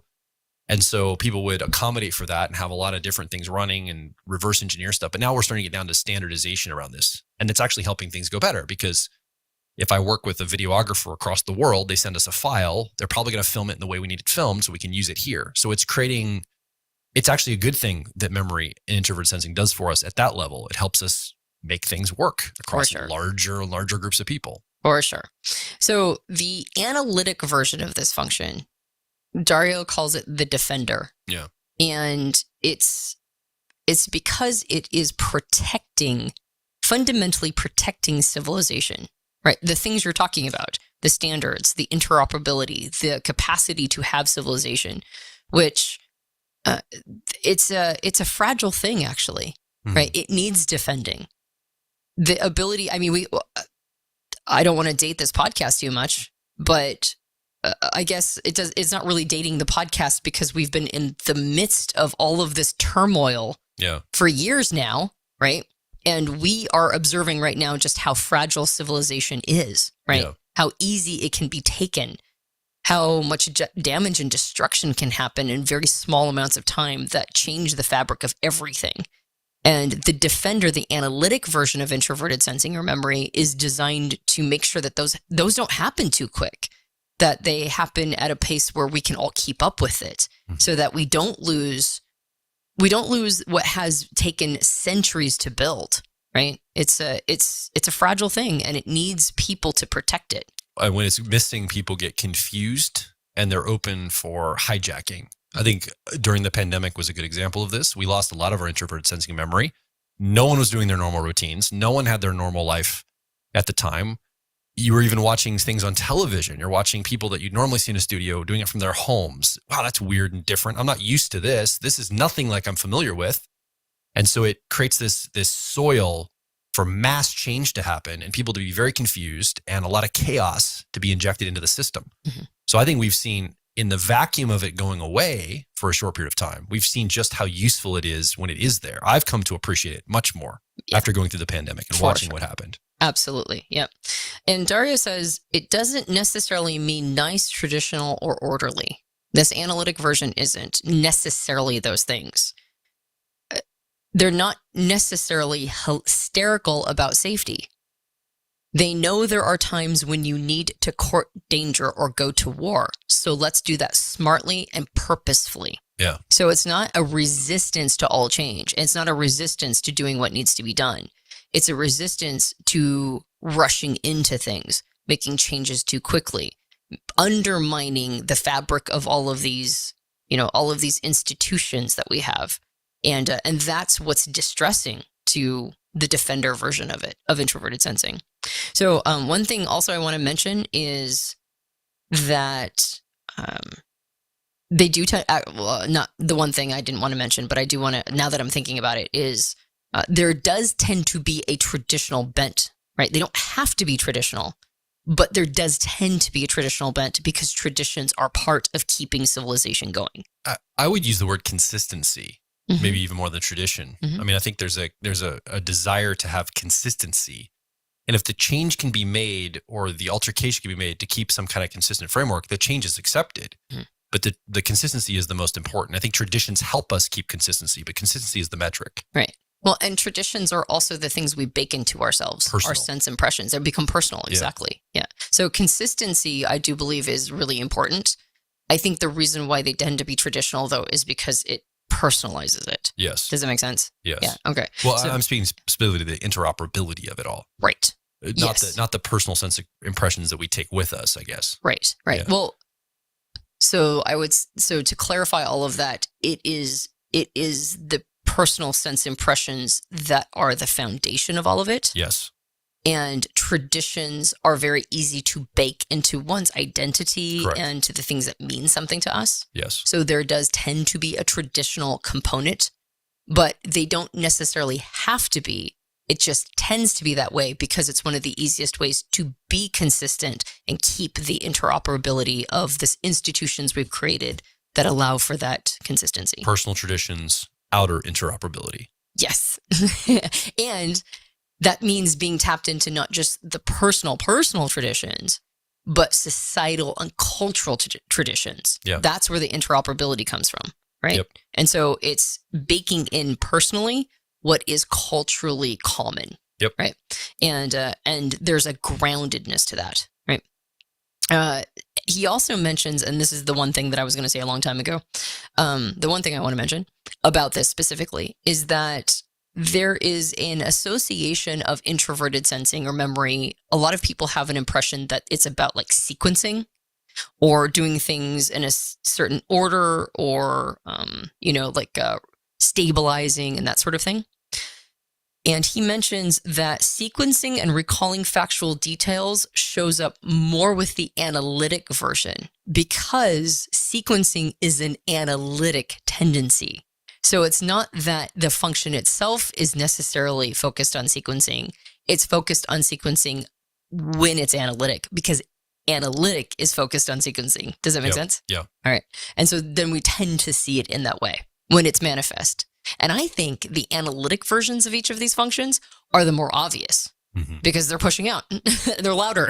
They're more in your face. They're more directed. They're easier to define when you're writing Myers-Briggs type material for the internet or recording content for the internet or anywhere else, or you're writing a book. Yep.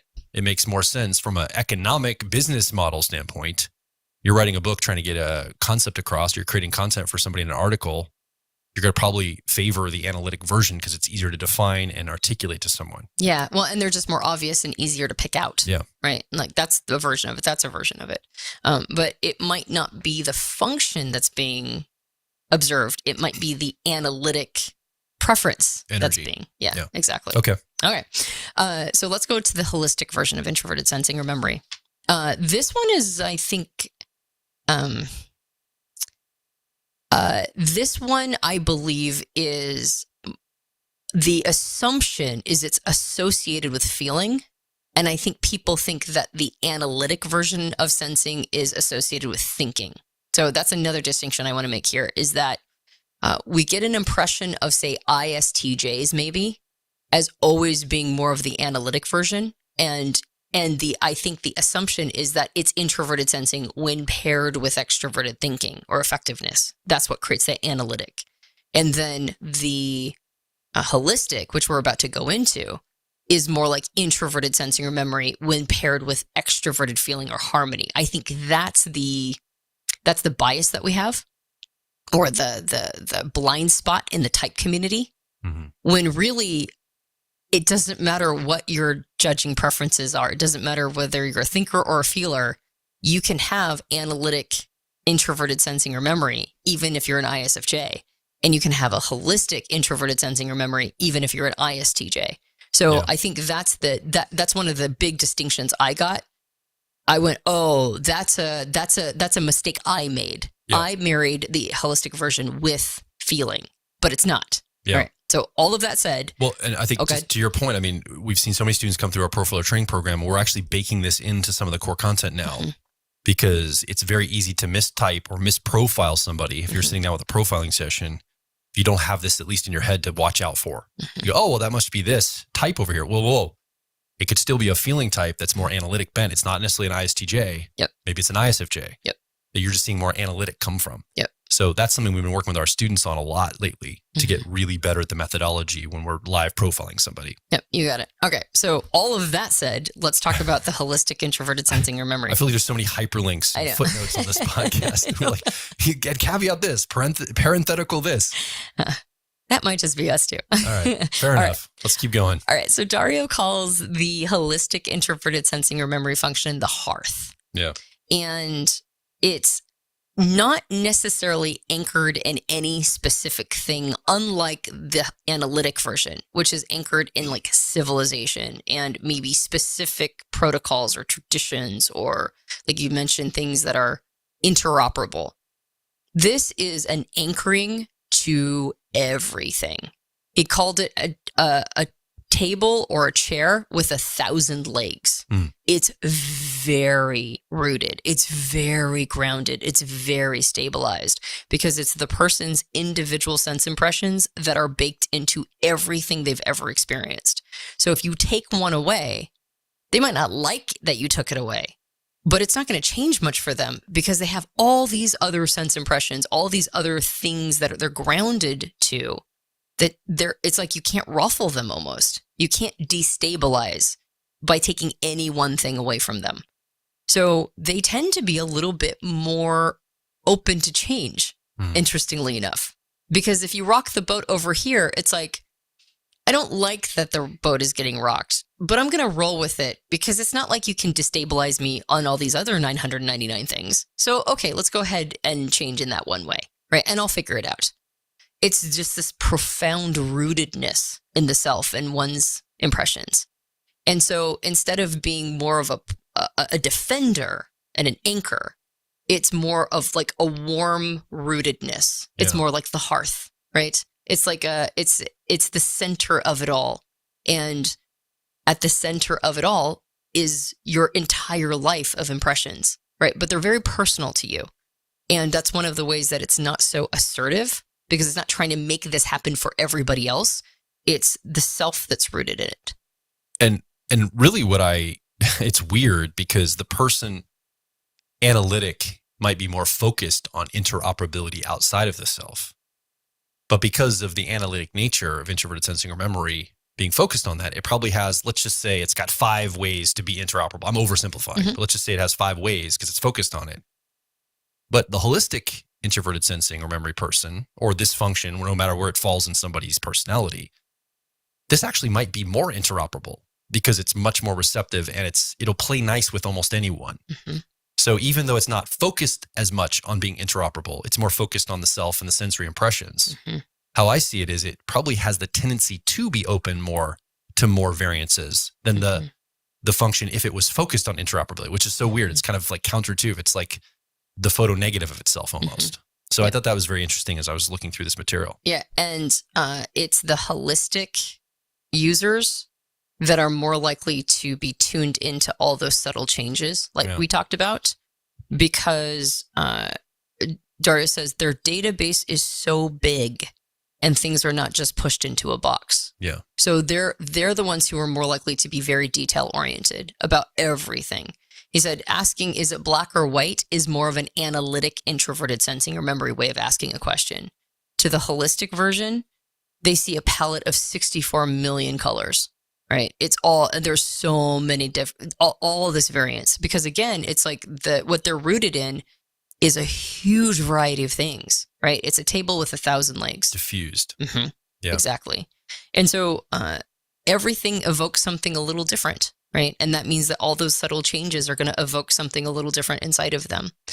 My suspicion is it's a lot of holistic introverted sensing or memory users are the ones who do create really lovely environments for people. And I think that's probably why they're more tapped into that hearth quality. There's a desire for comfort. There's a little bit more of a desire for comfort with this style than the analytic. The analytic takes more hits to ensure that they're defending something. So they're willing to take more arrows to their comfort. The holistic version is more likely to create comfort and not allow you to take their comfort from them. Does that make sense? Yeah. So there's like there's a subtle difference here. And it means that both are allow for some changes. One, because change is inevitable and they've got to defend the important parts within that change, and the other one is because even when you change, you can't take it. You can't take their comfort from them. Yeah.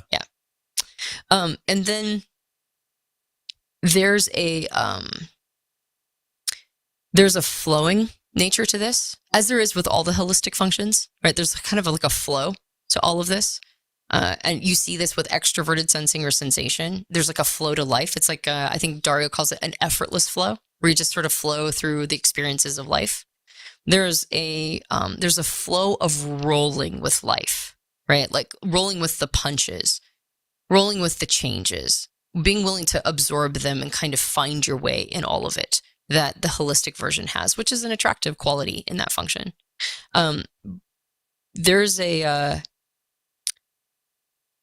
There's also a sense that he mentions that a hearth can be taken anywhere, and that's the groundedness inside the holistic version of this function. Is that I always think of it in terms of, for myself, because I have it as an inferior or fourth function, or my 3-year-old in my car model. I think of it as like the rhythms and routines of my life, right? A hearth can be taken anywhere. I think of scooping up the coals and taking them where you go, and like recreating the hearth, that feeling, that energy, that warmth, no matter where you are. Exactly. You root yourself back there and you restart a fire. I mean, a metaphorical fire. Exactly. Wherever you go. And I think of it as like routines and habits and rituals that can be taken with me no matter where I go. Right. Yeah. So I don't need this house, but I need some components that are familiar to me that I can take from this house to the next. And then I can reestablish that hearth. So that's part of the role with the punches, is the ability to kind of drop in and pick up the important rhythms, the important routines, the important elements that keep my life stable and going.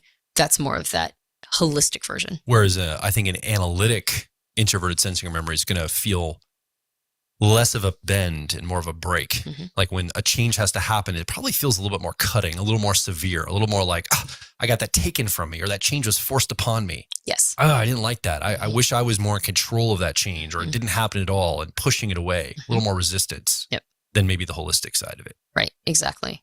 And each side has some, we'll go through all the functions. Each side has something to offer. Yeah. Right. And so if introverted sensing or memory is not one of your first two functions, again, just like with extroverted sensing or sensation, which side do you have a tendency to, to lean towards, and what lesson does the other side afford for you?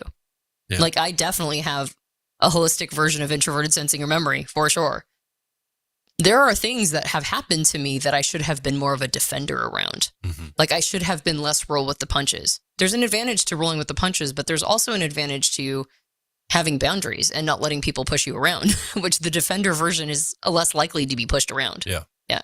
I think I'm analytic in my memory, introverted sensing. So ENFP preferences is my 3-year-old or fourth function, inferior function.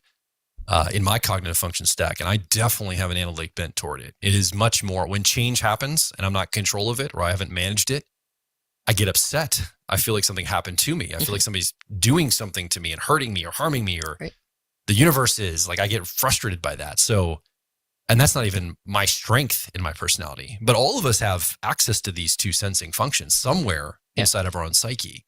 And so as you're listening along or you're watching, think and tune into your own life right now. What would you say extroverted sensing or sensation is for you, no matter where it is in your cognitive function stack and inside your personality? We're talking about this outside of your personality for a moment here. It is the preferred function of all SPs in the Myers-Briggs system. But let's say you're not an SP, or you are, wherever this falls for you, what is it? Is it more of a holistic nature of that sensation or extroverted sensing, or do you have more of a holistic bent? And then if you tune into the memory or the introverted sensing process, what's coming up for you there? Do you think you lean more toward the holistic version of that or the analytic version of this? Mm-hmm. So as you're tuning in, what's coming up for you? Yeah, I think there's an important thing that he mentions just before we completely close or complete the concept of introverted sensing or memory. This is a really important thing he mentions. He says, when we consider both sides of introverted sensing or memory, we see it as both an anchor and a home for people. That sounds wholesome. And children are impressionable, and a person's childhood is not necessarily wholesome. Yeah. So, nor are the impacts necessarily conscious. Yeah. So people hold all sorts of attitudes, attractions, and preferences based on impressions provided by family and society, pleasant or not, healthy or not, rational or not. Yeah. So we all have introverted sensing or memory, like you just mentioned. So our relationship with it needs to be healthy. It needs to be good. Because we have sense impressions that are in there that we're using all the time to make certain decisions. He uses the example of eating bad sushi one time. Like a difference between, just a quick difference between extroverted sensing and sensation and introverted sensing or memory is that a sensation person might have eaten bad sushi and that was just that experience at that restaurant, but then they go to the next one and they eat sushi and it was fine. Yeah. Whereas an introverted sensing or memory user might go, I'm never eating sushi again because it made me really sick. Yeah. And so the sense impression is like, I don't care where the sushi comes from. I'm not eating sushi again, right? Because it made me so sick and I hated it, right? We all have the introverted sensing or memory part of us that has had a sense impression that is influencing how we're going through life. So getting in touch with our version of it and recognizing whether or not it's gone into a defender stance, or whether or not it's gone into a rollover stance, right? I mean, that's not that the hearth version is rollover. It's me, so I'm thinking about all the ways that I can improve it. But it's like my relationship to it is important. It doesn't matter what my personality type is. What I guess the learning or the takeaway I have from that I would articulate is what I think you're saying is that the introverted sensing or memory process in us, no matter who we are, we have that part of us. It is not being judicious on what is being written on the hard drive of itself. Or in other words, like if it was a pristine hard drive, it'll take anything written on it. It's not like it's qualitatively going, well, that's not grandma baking cookie activity, so I'm not going to absorb that into the introverted sensing. Right. Like trauma, abuse, like bad stuff happening. Maybe somebody grew up in a war-torn country their entire life for 30 years. That's going to be written on the introverted sensing memory. It's not like it's like we talk about it as a quality of like grandma making cookies or oh, all the fun holiday traditions, and it's wholesome, and it's the Hallmark Channel. And everybody that has introverted sensing wants to watch Hallmark movies, right? That's not at all what we're saying. We're saying that this process, this mental process, is completely open to being written with any material on top of it. And so that can look like anything based on the person's experience they grew up with. Yeah. And when we go through the Personality Life Path program, which we do deep inner work using functions as a guide, it is very common, particularly for NJ types. Man, you're not kidding. I know exactly where you're going with this. Yeah, but it's very important for people to have to really know whether or not they have a healthy relationship to their introverted sensing or memory. And a lot of times that's the work they need to do. It's the most emotional week in the entire program that we have. Yeah. I would say, even more than the 2 feeling functions. People have more emotional experience when we talk about that part of their life. Yep. Yeah, because it is their life. It's the sense impression of their life. Yeah. And so it's important. It's important for us to know what our relationship is with it. And he also makes a little note. There is huge variance in people who have SJ preferences when being brain scanned. Yeah. Right. And so it's the most not variance of all the functions. It's the most uniquely wired. Yep. Right. Yeah, exactly. And so this is not a monolithic function. Yeah. Right. It's one that has a lot of texture. And it's very unique to the individual. And so knowing, like, having a little bit more self-awareness around one's relationship to this function inside of themselves, I think is crucial. So at risk of being too of the analytic person, I've been trying to lean back and be as holistic as possible and let time keep rolling. But good job. But the analytic clock in my head's going tick, tick, tick. We got to wrap this up. Okay, let's wrap it up. So what about you as you're tuning in and listening or watching along? We're talking about analytic versus holistic in general. We talked about those energies isolated. And then we talked about how we can apply those to our cognitive functions inside of our personality. We just chose the first 2 functions in the sensing, introverted sensing memory, extroverted sensing sensation. And we applied holistic and analytic frameworks or energy to each of those and some of the qualities we talked about.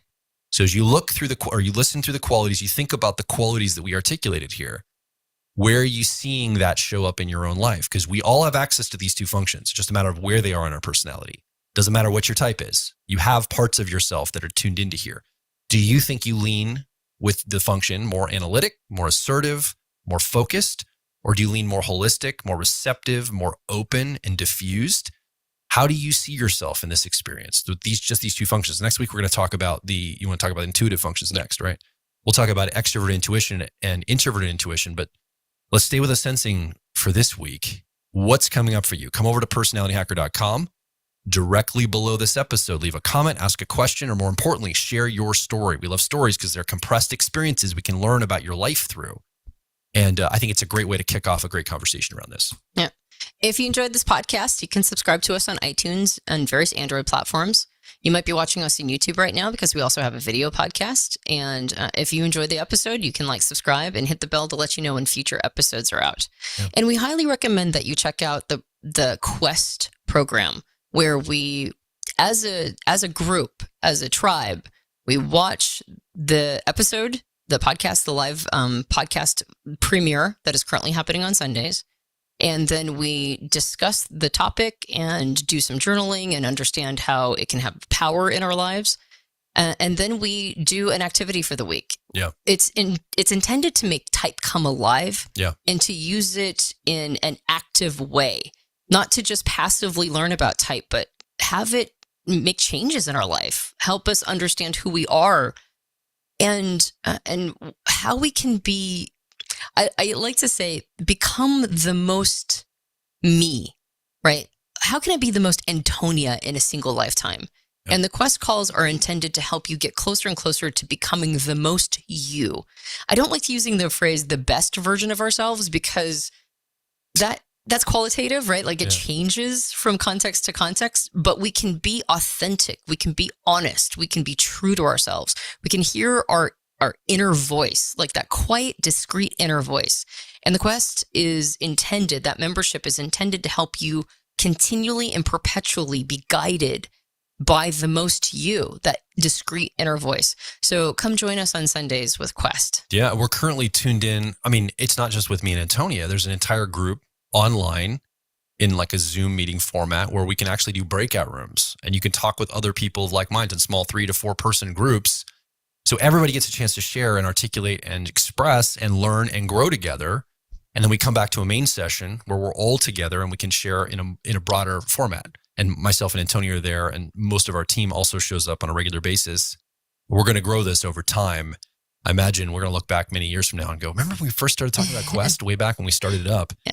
I'm excited about it. We're in several weeks in at this point at the time of this recording, and I see it growing and being tied to things like coming to a city near you with live events, doing more live dynamic in the moment Zoom or live streams online. We're trying to bring this again from the abstraction of just the kind of this thing we talk about out here to really applying it to the self. Also getting away from like arguments and the debates around type. And if we're so focused on the explanation and the diagnostic all the time, well, we're really not applying it to the self. We're not getting into action to make our lives better and improve our relationships, our career, all the things that type can help us with. So Personality Quest is designed to cut through the BS, focus us back on the things that actually matter, which is the life we're living, not the abstractions we're talking about or debating, but the life we're living. So I'm excited about this because I think it's going to really open up people. If you want to learn more, go to personalityhacker.com/quest. I'd love to have you part of this program. I think it'd be really exciting to have you there weekly. And if you join it, I will be very happy. So go do that. Make Joel happy. It'll be awesome. And it'd be cool to meet you live and in person on some of those experiences. So let's wrap this up. My name is Joel Mark Witt. And I'm Antonia Dodge. And we'll talk with you, hopefully on the Quest call right after this episode. We'll see you there if you're going to be joining us live there. But we'll also talk with you next week on the next Personality Hacker podcast.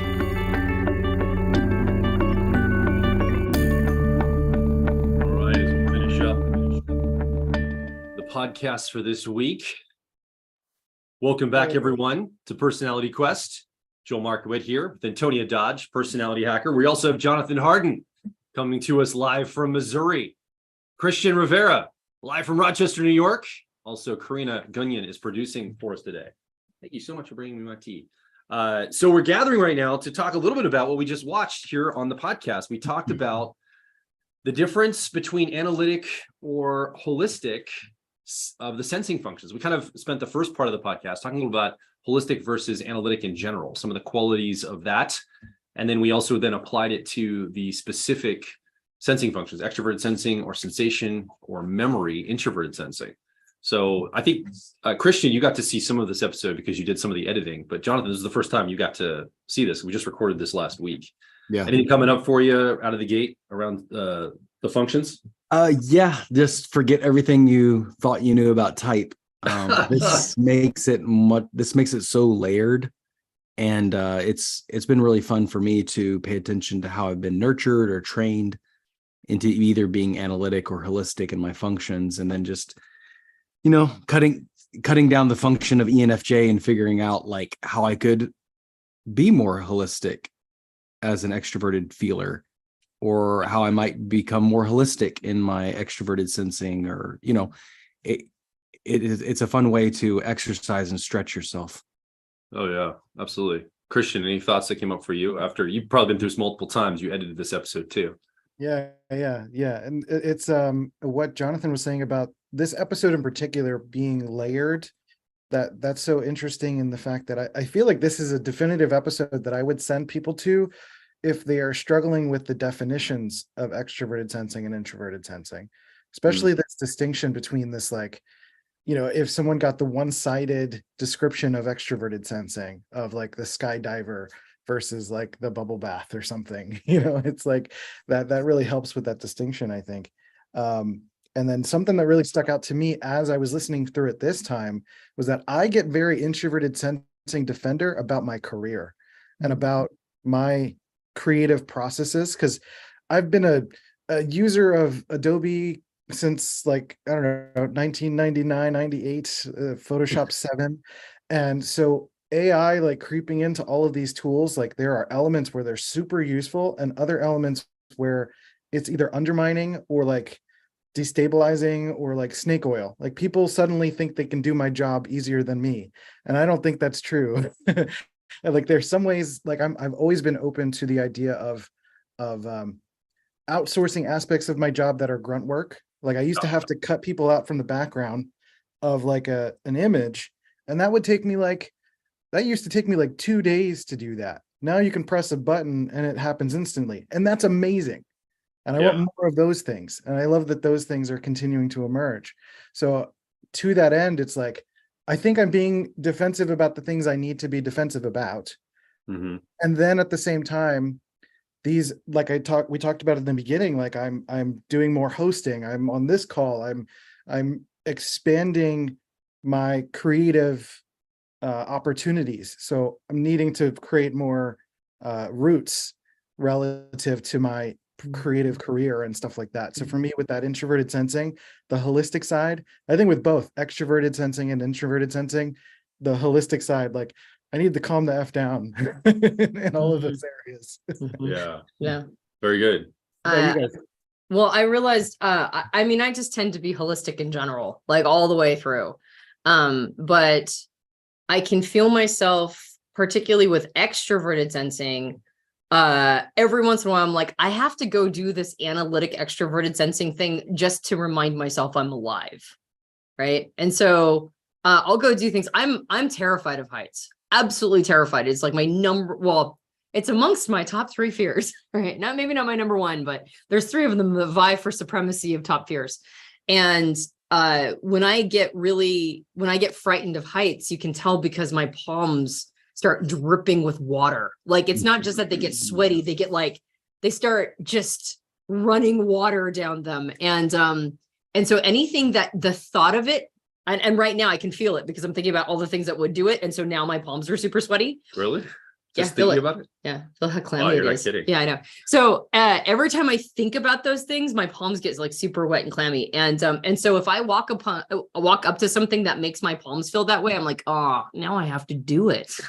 So jump off a building. So the first thing we did was, have you seen one of those reverse bungees where you're sitting in a chair and there's a cable that coils, right? It's like a slingshot. It coils and coils and coils. And then again, it's tight enough, it releases, and then you just go flying up into the air in this chair that kind of feels like a loosely harnessed roller coaster chair, right? It does not feel sufficient to be going up like 200 feet in the air, right? And we did that, and it was terrifying. And my hands were puddles of water.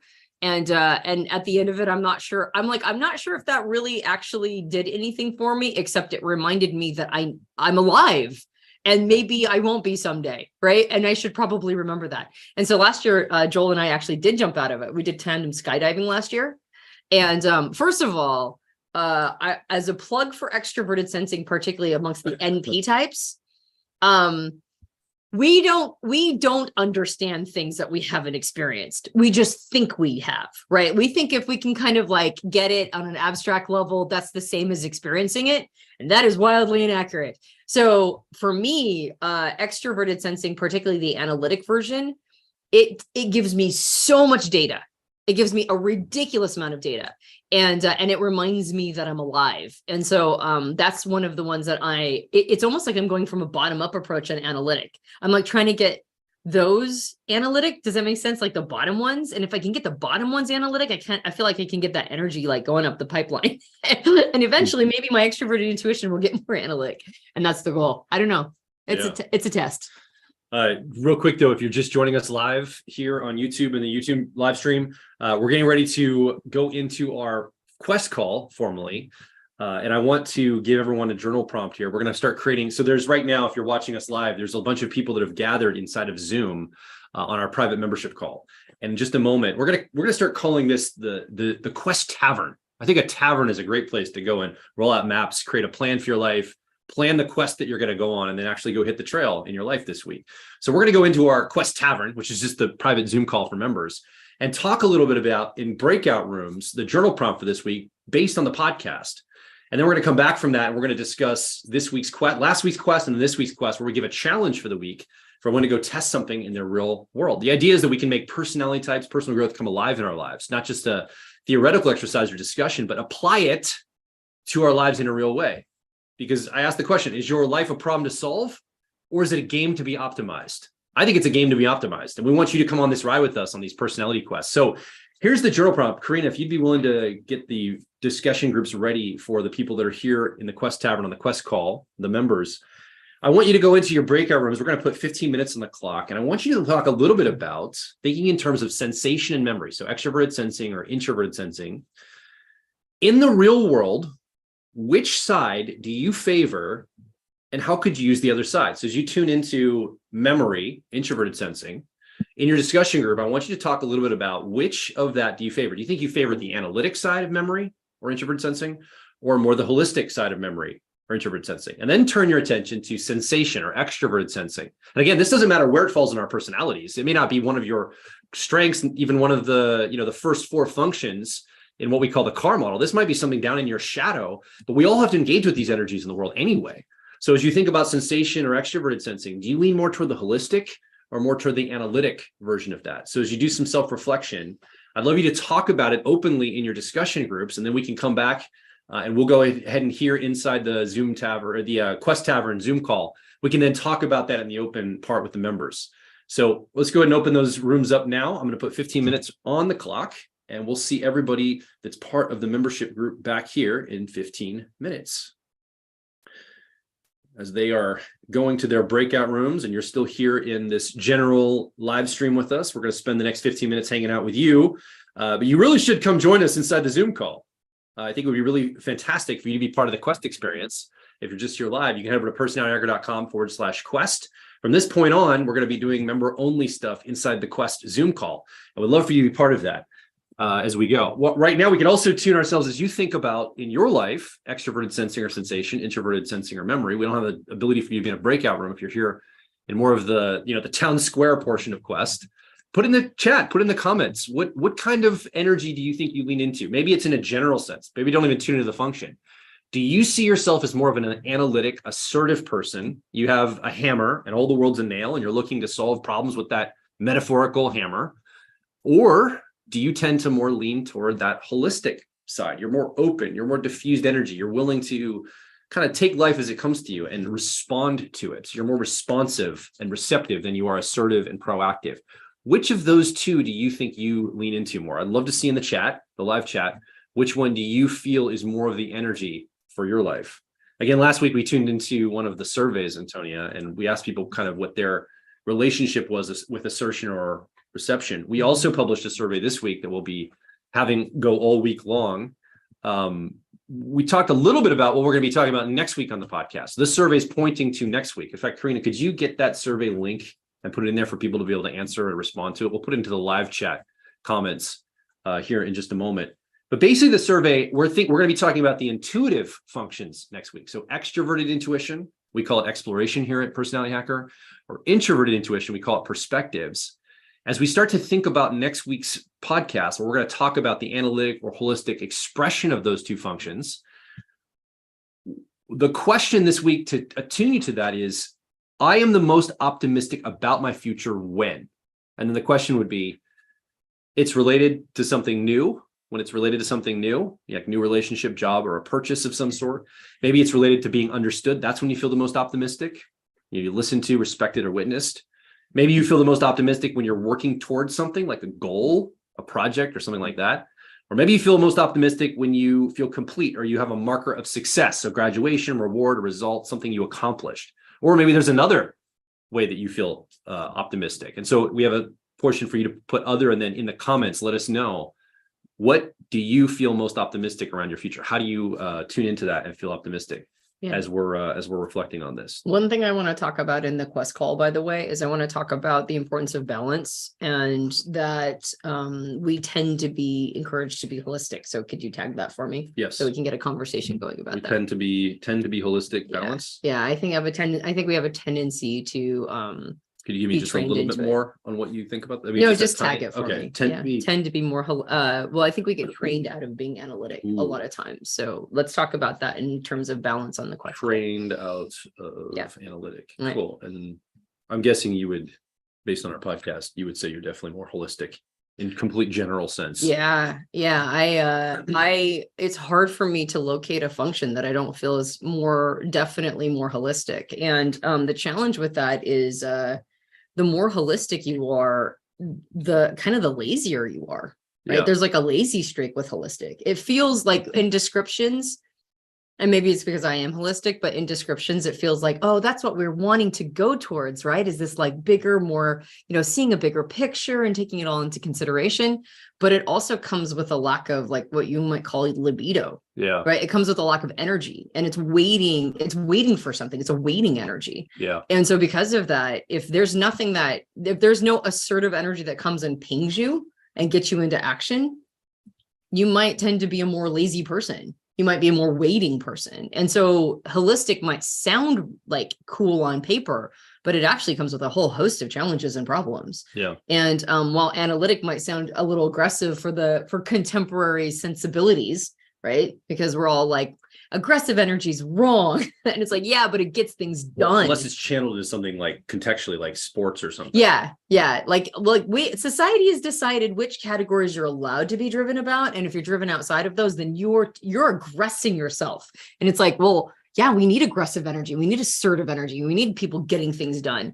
And as a almost entirely holistic person, I see all of the downsides of being holistic. Yeah. Like there's a lot of problems that come along with it, a lot of challenges, and it creates imbalance. So it's not ideal to be one or the other. It's one-sided to be one or the other. You really want, if you identify which side of the aisle you fall on, then you don't have to, you can spend your ride however you want to, but if you're a person of growth and a person who wants to accelerate your maturity, then you got to get busy developing the other side, right? Or at least being able to access it. So when it's contextually appropriate, you can bring it to the situation, the context. You're not terminally holistic like I am, just like waiting for something, or terminally assertive where you're like dogpiling, or not dogpiling, but steamrolling everyone. Yeah. It's really important to have that other side. So I'm glad in the quest call that we're going to be talking about the importance of balance. Yeah. Because I think that's really, truly important. So if you're just joining us, we are right now, people that are part of our Quest membership are currently in breakout rooms discussing the journal prompt this week of, in the real world, which side do you favor?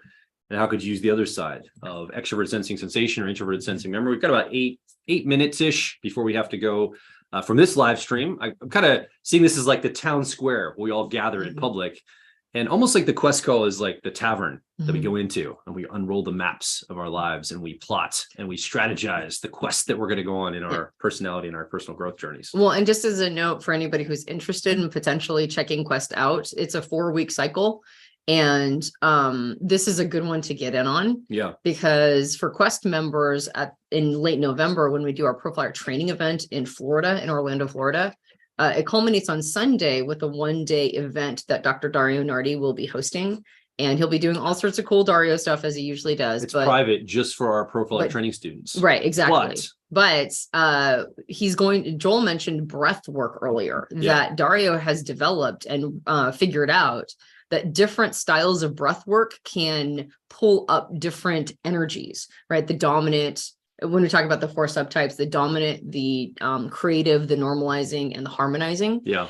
You can get into those, and those, of course, are they're combinations of analytic and holistic energies. So it's a balance. It's a way to tap into all of those energies, and you do it through breath work, which is really breath work is super powerful. It's the only involuntary system, right? Like part of your system, like breathing, heartbeats, all that stuff that you can control for a time. Yeah. Right. Like you can't, but like if you do a ton of training around it, a person can start to control their heartbeat, but it takes a lot of training. Breath doesn't. You can you can be like without any relationship to your body for the most part at all and still know how to hold your breath. So breathing is a way to tap into our involuntary muscle structures. It's a way to tap into our soma, and it's a way to communicate to our brain different energies we want to be in. And so Dario has developed 4 different breathing techniques that gets us into this different thing, into these different energies. And for Quest members, we'll be broadcasting that portion at the culmination of this 4-part series. So we'll have talked about these analytic and holistic energies the entire time. And then it culminates in Dario teaching you how to get into each of these energies through breath work. Yeah. And that's just for Quest members. So my strong recommendation is that if you want to try it out, this is a good time to try it out, because then you get access to that. Yeah. That's like November 19th is when we're going to go live with that here on Sunday afternoon. Same time, same channel. Yep. we'll be broadcasting live from the event with Dario on the main stage. So that'll be really exciting. I think the drive here is we understand that if you're researching or learning about personality types and you've been turned on to this idea of, wow, not only do I understand myself and kind of my world and the people in my world, but I see this is a tool for me to apply to my life, to actually improve my life, to improve my relationships, to get on the career path that's right for me, maybe make my life more ergonomical. You know, we sit in chairs that are like contoured to our body. Well, what if your life could be contoured to how you show up to it? That's an ergonomic lifestyle. And what if you could start to slowly over time build practices, principles, and construct your life that supports who you are, how you best show up to the world based on your cognition, based on your personality wiring. We think that that is found through application, through action, through gathering with a group of like minds and going out and testing this in the real world, getting the feedback and attuning ourselves to what's possible. Yeah. Valerie just joined. Very cool. I saw that, Valerie. I believe great, that an Valerie. email should be showing up in your email inbox to give you access to that link. Yeah, And that'd be great. And if not, then we have Karina on the job to make sure that you get it, you get that link Yeah. to you. So let's tune in. Robert and Valerie say, I think I lean holistic or specific to sensing or in general. I'm not sure. I think it's Valerie, and she's the person who has the Fantastic. birthday Oh, today. happy birthday, like I Valerie. do. That's right. Janet says, thinking about the previous discussion, I lean into holistic in most functions, but definitely my 3-year-old extroverted sensing sensation. No extreme physicality for me, more pleasure Orientation. That's Mhm. fair. That Yeah. makes sense. Yeah. And then another more happy birthday wishes to you, Antonia. Cheers. Thank you, Sarah Rose. I Today appreciate is Antonia's birthday if you're just joining us. And we made her work on Quest and come here and be part of this with all of That's us. right. She gets to be with us for my her birthday work. She doesn't get a day off because she wanted to be here. And But I'm well. officially of that age where I'm supposed to say how many years young I am. is that it? Right. Like you can tell you get old because officially from that point on, you're supposed to say how many years young you are. Yeah. I'm 46 years young. That's right. 46 years young. Yeah. And that's officially the standard of the old person. Remember when I was a kid, they used to have these over the hill parties. I don't think people do this much anymore. It was like that. That was a baby boomer thing, I think. When Yeah. baby boomers were into their 40s, they had the over the hill party at 40. Remember that? Mhm. It Yeah. was like this huge thing. I don't think that people do that now. I think they were shocked they got old. Is that what it is? They were totally surprised. The boomers thought they were going to be young forever. Yeah, well, and I Any don't know boomers if you on here? noticed, but every subsequent generation feels a little younger at the same time. Yeah. Like I remember my mom at this age, and she seemed way older than I feel. I'm not sure why. I could be wrong about that. Yeah. But yeah, she seemed to like kind of settle into agedness. She's a boomer, and my dad had ESTP preferences, so he was always like high energy, sort of a spry, high energy, go guy. But Never my mom seen was stuff. like, I guess I'm old now. And then just kind of rested into it. And I'm like, I guess I'm old now. Should I do something with that? Like, am I supposed to cut my hair or something? What am I supposed to do when I get old? Anyway. Old person stuff, I suppose. Right. So we got about 3 more minutes left before our Quest members are coming back from the Mhm. discussion group. So Yeah. if you're here with us live on the YouTube Oh. live stream, Valerie says it's also our 34th anniversary. wow. Wow, good for you. What a double whammy. Yeah. Our anniversary is October 15th, and it was our 11th, right? Is Yes. that where we're at? I think we're at 11. Yeah. Okay. Well, yes, Yeah, that is correct. that's correct. Okay. If I do the math. If I do, yeah. Which I found last night, ChatGPT does math, but you always double check it. It's wild. It's wild math sometimes. Always Yeah. double check the math that 'Cause it's- ChatGPT does for you. Because large language models are basically just like replicated extroverted intuition. So they're patterning things, including math and numbers. Without judging them at all. Yeah. Like without vetting anything. It's kind of just pattern recognition. It's really interesting. Yeah. So when we come back, when the entire Quest membership group comes back from the discussion groups they're in, we're going to sign off on this live call and go attune to the membership group on the Quest call and start talking about some of the concepts from today. And we're going to also lean into some of the intuitive stuff for next week. So the challenge this week on the Quest call is going to be focused on prepping us. It's going to be a tangible challenge, prepping us in order to be ready to listen to and tune into next week's podcast. So every week, the challenge for that Quest is going to be future oriented. So when you go do the Quest in your life and you come back, we can unpack the learning that you got in a real way in your actual life. And that's the point of this, right? Is to kind of connect this, not kind of, actually connect this in a real visceral way that matters for you. not just a theoretical experience. Although the theory can be interesting, and there's a lot of cool stuff there, but we're always looking for ways to apply this. That's why we have our profiler training program, teaching people how to do dynamic in-person profiling sessions so they can talk with somebody and help them determine and arrive at their best fit type. All the way back to Carl Jung's idea of a psyche to psyche conversation. We're looking for the psycho-spiritual connections with the Myers-Briggs system, because we think there's the ability for psychology to be fully rounded out with spirituality, and spirituality to be rounded out with psychology. We think both of those disciplines needs the other, and we like to bridge those two worlds. We think that's an important aspect and use for this tool. So we're going to go ahead and begin our Quest call in just a few moments with our Quest members on we call it the Quest Tavern, the Zoom call. We're starting to create narrative and some language around this.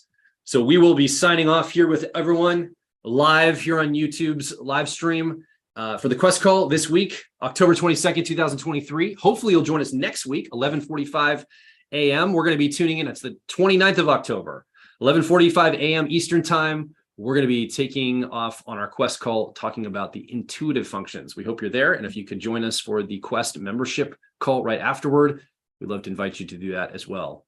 And we'll see you next week. Peace. Talk soon.